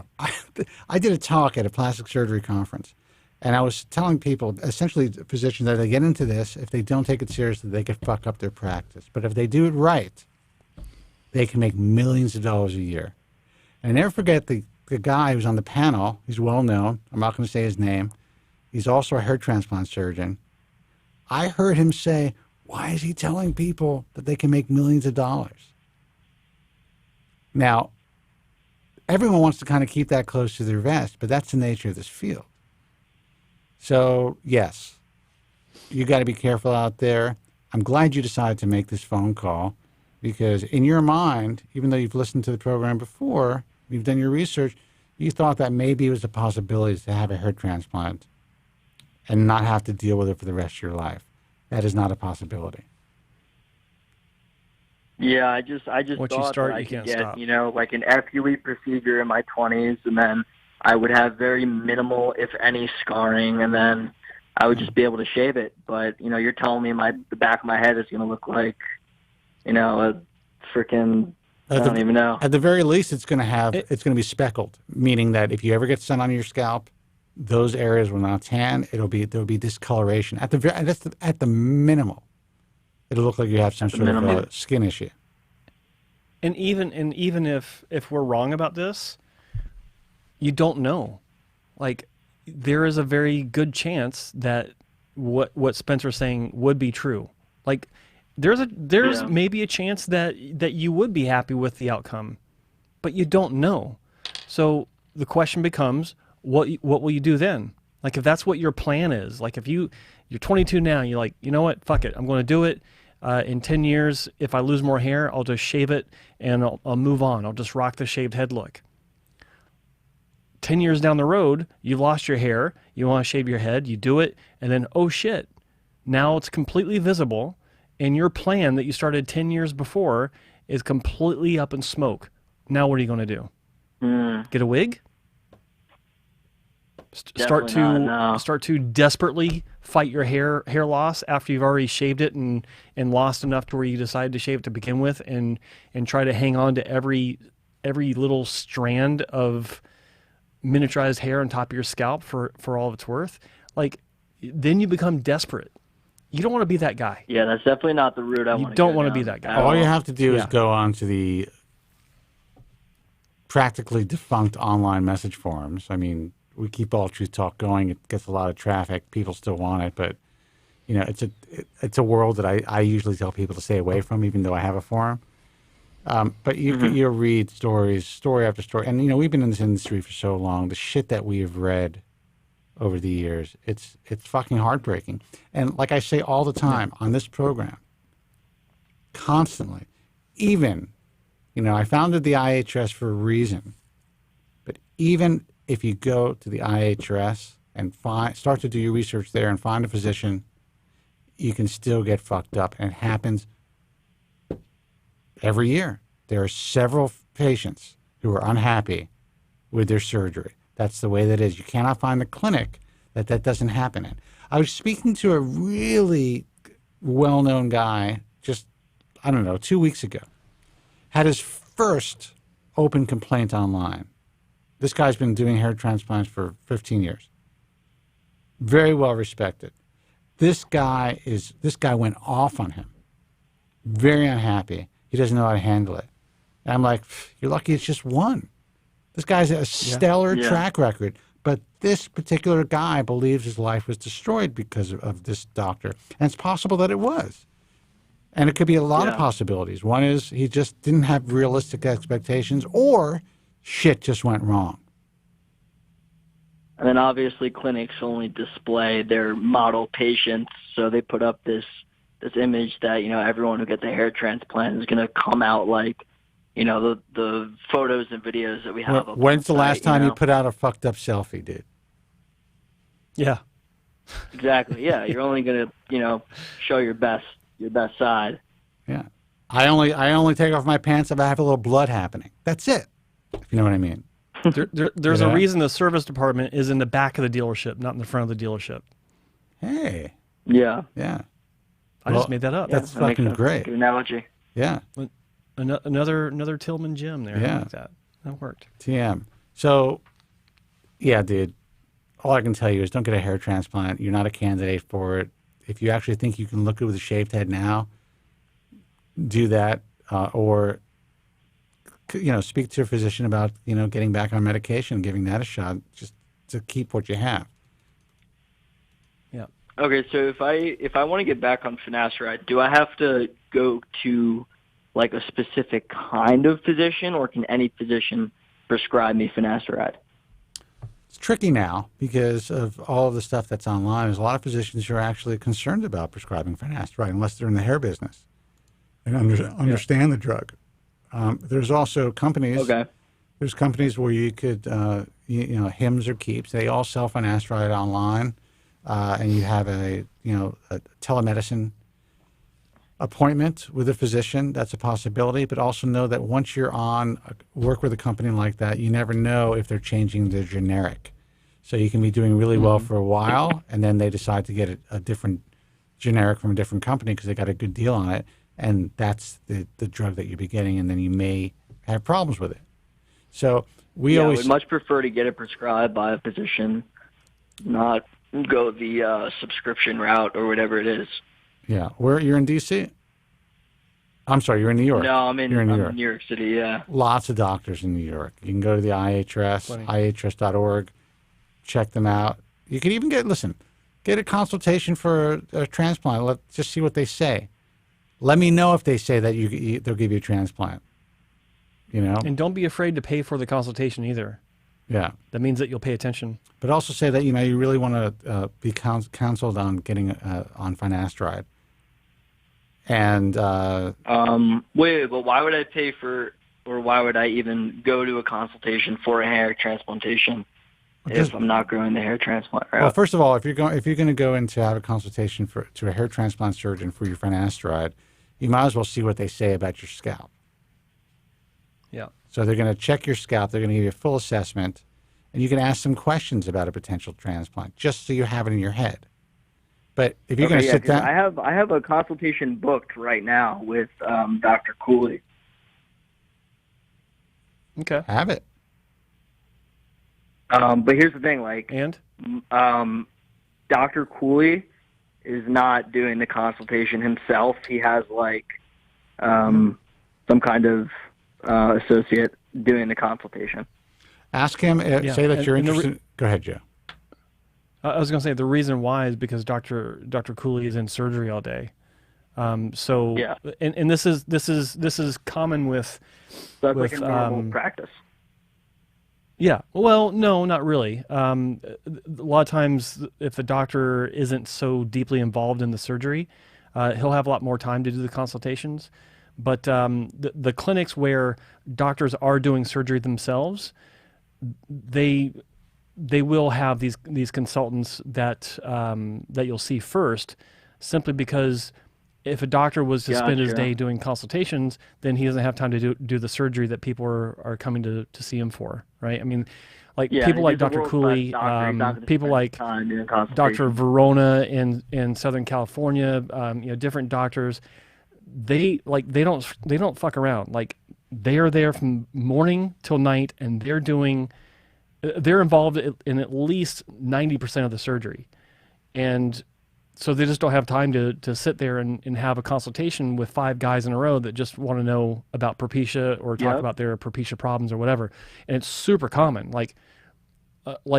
It's a very common request. Like, people come in, they do want to have a consultation, they start talking, kicking tires, basically, wasting everyone's time. So have your consultation, pay the fee. It's like, if it's $50, $100 or whatever, it's worth it, because you're getting an education to, first off, and you're understanding more about what your options are, and you're getting your prescription somehow, however that's going to work. So it's worth it. And for some reason, well, I know why, but everyone expects for everything to be free as far as consultations go when it comes to hair transplants, and that's just not the way to go in. This consultation put some sort of value on the education. What's that? I said this consultation actually is free. Well, with the consultant, but sometimes it's not even with a consultant. But with Dr. Cooley, if you're going to actually wind up talking to him, it's not going to be free. They charge for that. Some clinics will actually charge for a visit with a consultant as well. The bottom line is, I do think it's a good idea to have a consultation and to talk about you wanting to potentially get on finasteride. Tell them about your side effects or your experience. Yeah, I've been talking to you so long. I'm thinking, is this the same call? Yeah, you were on it for 2 years. He's in New York. Yeah, he's from New York. The guy from New York, and you could talk to the consultant. Say, you're really interested in potentially getting back on finasteride and seeing how that works for you, and they can guide you from there. But yeah, I think it's a good idea to have it prescribed by a physician. And my preference is always brand. That's the way that it is, but it's more expensive. Yeah. There are physicians who'd be willing to prescribe you 5 milligrams of Proscar and suggest that you cut it into quarters, but at least you know that it's brand name. That's what I did, yeah. Yeah. You know it's brand name, and, they're still manufacturing it, thank God. So don't jinx that. Don't jinx that, Spence. So, that's probably the way to go. Okay. Just don't have a hair transplant. Thank you guys so it's good much. it's good to get information Really from appreciate doctors. Hear what the doctors have to say about your situation. But honestly, dude, it'll fuck you up. That's what I believe. Yeah, maybe it's, better off I just embrace, the shaved look. You sound Try like to you keep have as your much shit. hair You're as I 22. can. You sound like you really have your shit together already. And if you're able to embrace it, and you don't sound like you're panicking or anything, embrace it. You're going to be a much happier person. Yeah, no, it's more about loving yourself than anything, rather than fitting some kind of image of what you should look like. Well, yeah, and that's that's nice, happy horse shit, and I believe in that too. But the truth is, if you feel like you look all right, even if you don't look what you really want to look like, but you look okay and you're doing well in life, then that's it. Sadly, you're still going to be out there. You're going to want to attract women. That's the only reason we have this show. People didn't care about their appearance. Yeah. It means something. But there's a lot of people who look really good or good enough with a shaved head. And they realize, wait a second, I'm good enough. I'm getting plenty of women. I have a good life. I'm making money. So anyway, man, try not to bog yourself down with this bullshit. If you are thinking about maintaining your hair, you know the route, and just let us know what you decide to do. Yeah, I'll definitely let you guys know. All right, man. How would I go about doing that? Do you want me to write you? No. Call the show. Let people know they want to follow your story. All right. All right? Okay. Okay, man. Listen, thanks for the call. Good luck. All right, buddy. Thanks for calling. Good luck. Thank you guys so much. You got it. You're doing a good thing. Thank you, man. Bye. Bye-bye. Cheers. That's what keeps me going. I love it. Guy's been holding on for a long time. You want to take one call and then call it a night? Yeah, caller. Let's make it quick. Quick. I'm Hey, hungry. you're on the air. Who's this? Where are you calling from? Hey guys, this is Mo from Vancouver. Hey, Mo, you said? Mo! Yeah. How are you, Hey, man? buddy. How are you guys? We can't complain. Well, I can't Can't complain? Joe could probably complain. I can always complain. Yeah. All right, let's get to it. So I had a hair transplant about 10 months ago, 10, 11 months ago. And I did my research, blah, blah. I did everything I could, and I didn't shop around with price. And then... let me stop you.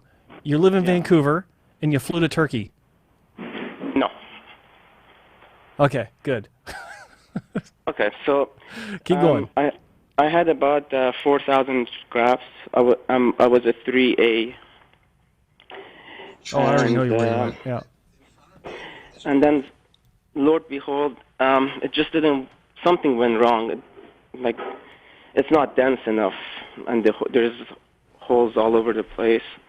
And now I'm at a point that I need to know what to do next.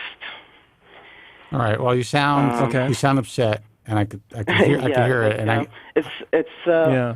it's taxing, mentally taxing. How old are you? Mm-hmm. I'm 35. Okay. And did you say who you went to? And I really don't know what to do now. Well, who'd you go to? I went to Dr. Hasson. Okay. What is he telling you? So I went to see him about. And by the way, I think this is very important, and that's why I asked who you went to. Because yeah, I did my research. I've been listening to you guys for a few years now. What I'm saying is why this is very important is people will write about, even in our chat, the only people you can go to are Hasson and Wang, or John Cole, or this person or that person. Everyone has their mindset on their short list as though everything's going to be perfect. And you're a guy who went to someone who's on all of these short lists, and you're having issues because these issues occur in every clinic. Exactly. Yeah. So go ahead. I'm sorry. I just needed to get that out so that people who are listening and watching hear this. This is the reality. I'm watching, when I go into the chat, I'm watching people talk about different clinics, and as though all of these clinics are immune to having patients who are unhappy. Right. That doesn't exist. So when I went to see him at 8 months, he told me that it's not normal what he was seeing, and he would. Well, what was he seeing? Like what's going on? You're saying it's not dense enough, but what? Extrapolate on that. He told me that I looked like I'm 3 to 4 months in to the procedure, even though I was almost 9 months. And then he's like, "Oh, it's not normal, but don't worry. You know how they are. They're very nice people. I mean, professional, caring." He told me that he would fix it for me and come see him in another couple of months. Okay. And to follow up, So I have my appointment in the next 2 weeks, and I'd like to know, what should I tell him? Is there a way of finding out what went wrong, or because initially when I did the consult, he told me that I would need 2,500 grafts, but when it was a surgery date, we bumped it up to 4,000 because he's like, why? Because he's like, if you do this, spend a little bit more money, then you don't have to worry about it for the rest of your life, blah, blah. And then of course, I had my wife there, and she's like, yeah, just why don't you do it? Why don't you just get it nice and dense? Mm-hmm. And, I went for it. I mean, we didn't do any vertex. We only did the front 1/3. Right, well, you're a 3A, so there's no vertex to do. Yeah, so, there's no vertex, no. And you're taking, I have to assume that you're taking Proscar. I'm taking the topical finasteride, yeah. Okay. And were you taking that before you had the procedure? Like you had your consultation, Did he write the prescription then, and then several months later you had the surgery, or what was the timeline? Exactly, yeah. I had a I had a consult with Dr. Hasson about a year before the procedure, and then I had another consult with Dr. Wang, 6 months before the procedure. And eventually I settled on Dr. Hasson while I was on the topical finasteride. Okay, and everything on topical finasteride was working for you? No issues? Yes. No issues as far as side effects or anything like that. So, mind you, I only use it 4 times a week. No, that's fine. That's fine. Do you think that it helped you in any way? Do you think it was a positive experience from using topical finasteride? I believe so. Yeah. Okay, so you went in at, and I'm just recapping. So you went in at 6 months, and did you go in stating your concern, or 8 months? Sorry, did you go in stating your concern, or did you go in and say, "I'm here. What do you think?" And then he made these comments. No, I went in because I was concerned. Mm-hmm. But he admitted straight up that this is not normal. It looks like you're a normal patient at 3 to 4 months, but. Mm-hmm. No, it's very obvious it's not normal, especially with the amount of grafts we had. And then I had another few consults after the procedure when I was 10 months, like just a few weeks ago. Mm-hmm.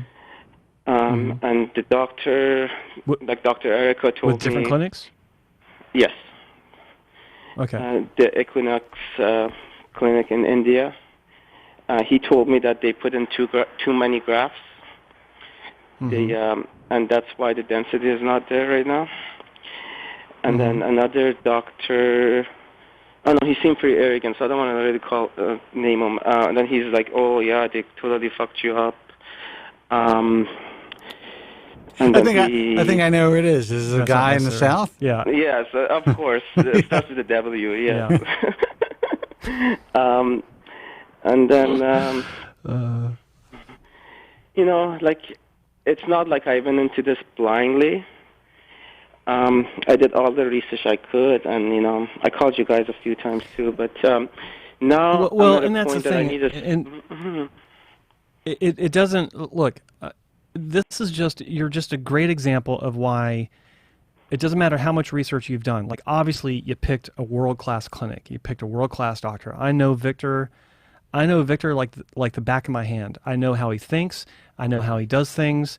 And there's a reason he's so good. Why the clinic is good. There's a record. Like, I was there for 11 years. I know how that place operates, and my standard for what I look for myself is based on working in part at this clinic for 11 years because the standard is so high. I get it. But it's just a great reminder that it doesn't matter, like Spencer said, it doesn't matter where you go. It doesn't matter how good the reputation is. It doesn't matter how consistent their record is. You could be that guy that it just doesn't work out. And to answer your question earlier, will he be able to tell you what went wrong? Probably not, because unless he looked in your chart, because I know he had his chart on the desk when he came in, and he was looking through it, trying to look for, looking at the notes. If he saw something in the notes that indicated some sort of issue, he said the notes are taken. Then there's really not going to be. I didn't have any excessive. Yeah. If you didn't notice that you had excessive bleeding, if you didn't notice that there was graft popping, or that there was any issue with extraction of grafts, I assume this was an FUE procedure. Correct. Yeah. Yeah. So if there was nothing noted in your chart, he won't be able to look at it and say automatically, oh, it was definitely this. He might have some ideas. He might say, well, maybe I did go a little too dense. He might say, apparently your tissue just couldn't handle the density, which is a possibility, because if if the vascularity of your scalp can't handle so many incisions so close together, like, he would have had a visual indicator, because if you're not bleeding very much during the procedure, then that might be an indicator that your vasculature isn't strong enough to handle it. But he would have backed off on the density while he's making the incisions. Yeah. I mean, I just he knows his shit. He knows what's going on, but sometimes you just can't see what the issue is. And for it to be an issue where it's obvious at this stage, it's anyone's guess, really. But how, like, has it improved in the past? Like, you're what, almost 12 months now? Is that where you are? Almost 11. Okay, so it's been not quite 3 months, or maybe not quite 4 months. Has there been any improvement? Any new growth? No, there hasn't really been much growth since 6 or 7 months. Well, you saw him at almost 9 months. Has there been any improvement since then? No, there hasn't. Okay. Well, I know that he'll want to take a bunch of photos, and playing devil's advocate, there might be some improvements that you won't notice until a proper comparative before and after photo can be taken. So just that may be an issue, but ultimately it's obvious that it still hasn't come in to the point where it needs to be, or else you wouldn't be calling. So here's one thing that I'm sure of. He will do what he can to make things right by you. What that is, I don't know, because I don't know your case. I don't know the details. I know nothing about it. But just knowing what I know about the man, about the doctor, he'll do something in an attempt to make this right for you. If No, he absolutely. feels I'm like not another worried surgery, about that. Yeah. yeah. I'm worried Good. about, should I go in there, ask him, okay, I'm willing to do the repair or do it one more time, but can you at least be more involved in the surgery? Like, should I go in thinking like that, or should I go in thinking, like, how many Absolutely. grafts do I need, Because he wasn't very involved in the surgery except the incision, No. Yeah. But, Do you know the name of the technician that was doing the extractions? No, I don't. The extractions is the most important part, right? In my opinion, yes. Because if the extraction isn't successful, then everything else is irrelevant. You can make the best incisions in the world, but if the grafts going in aren't healthy, then it doesn't make any difference. She seemed very capable, whoever it was. She seemed like she I do knew know what she I was do know doing. the technicians. I do know the technicians that work for Victor, and they are extremely capable. As are the she technicians had that work for 20 Dr. years Wong. experience. I had my own experience with him, and I had a fantastic experience as far as like the final result. So I know that it works from personal experience. I think that in your case, ask every question that you feel like you need to ask to get some sort of answer that you want, that you need. But take everything that he tells you and think about it. Don't pull the trigger immediately. You got to think about this stuff. Yeah. And then feel free to call us question I back had- and let us know what he says. Okay. Yeah, I'll give you calls back. All right. Another question is, if I were to ask him, is it like if I were to ask him maybe if Dr. Wong could finish the surgery, do you think that's another option? Probably not, because you're talking about the extractions, and it's not a doctor situation. It's the technicians. But I mean, talk to them about it. It's not something they would normally do, because you're not Dr. Wong's patient. You're Dr. Hasson's patient. So, if that's what you want, then it doesn't even make sense to go talk to Dr. Hasson anymore. Just go straight to Dr. Wong. But then he won't do a procedure at no cost because you're not his patient. And I also want to be you're Dr. Hasson's patient. I also want to be even more candid. Even if that were possible, if you're having FUE, you're most likely, I would say 100% of the time in that particular clinic, going to have your grafts extracted by their trained technicians. So does it really make a difference who's overseeing it when the technicians The only are difference is he uses plantar pens, Dr. Wong does. Yeah. That's true. That's the only difference. That's a good point. I don't know if that. I don't know. I really don't know if that's going to make a difference in your particular situation. We don't know exactly what happened, obviously, but that's actually an excellent point, I will say, because that shows that there's going to be a difference. Yeah, and we don't know if it's going to be a was, positive difference, but there's a difference. So right. There is a difference. I'm glad you brought that Quicker up. Healing, Yeah. But before I had the surgery, I was told that if the grafts don't grow, I could get my money back as well. But I'm not really concerned about that too much. I just want to get my hair back, Of course. But we'll see how it goes. I'll give you guys a call back in a couple of weeks. Yeah, let us know. Yeah, please do. I am really sorry that you're dealing with this, and I didn't mean to use you as an example of what can happen, but I think it's important that everyone hears this story because people blame particular clinics or where the clinics are located or the fact that this clinic is using technicians and this clinic isn't. The best clinics in the world with the best reputations are having problems, as they always have. Yep. So I wish you the best of luck. And Joe's right. I mean, you're dealing with a world-class clinic. So let's just hope that things work out for you. All right. Thanks a lot, guys. Thanks for the show. Okay, bye-bye. Have a good weekend. Bye. All right. Good luck. I saw some guy in the chat room asked if you made money from this clinic, Joe. I didn't see that. No, I don't. But and if he did, and let's face it, you know, when it comes to IHS members, they all pay dues like any other organization. That's the way that it is. In this particular case, Joe would have given the same answer. So the clinic or the question came from a guy in the chat room named Marco. Joe, do you make money off of that clinic?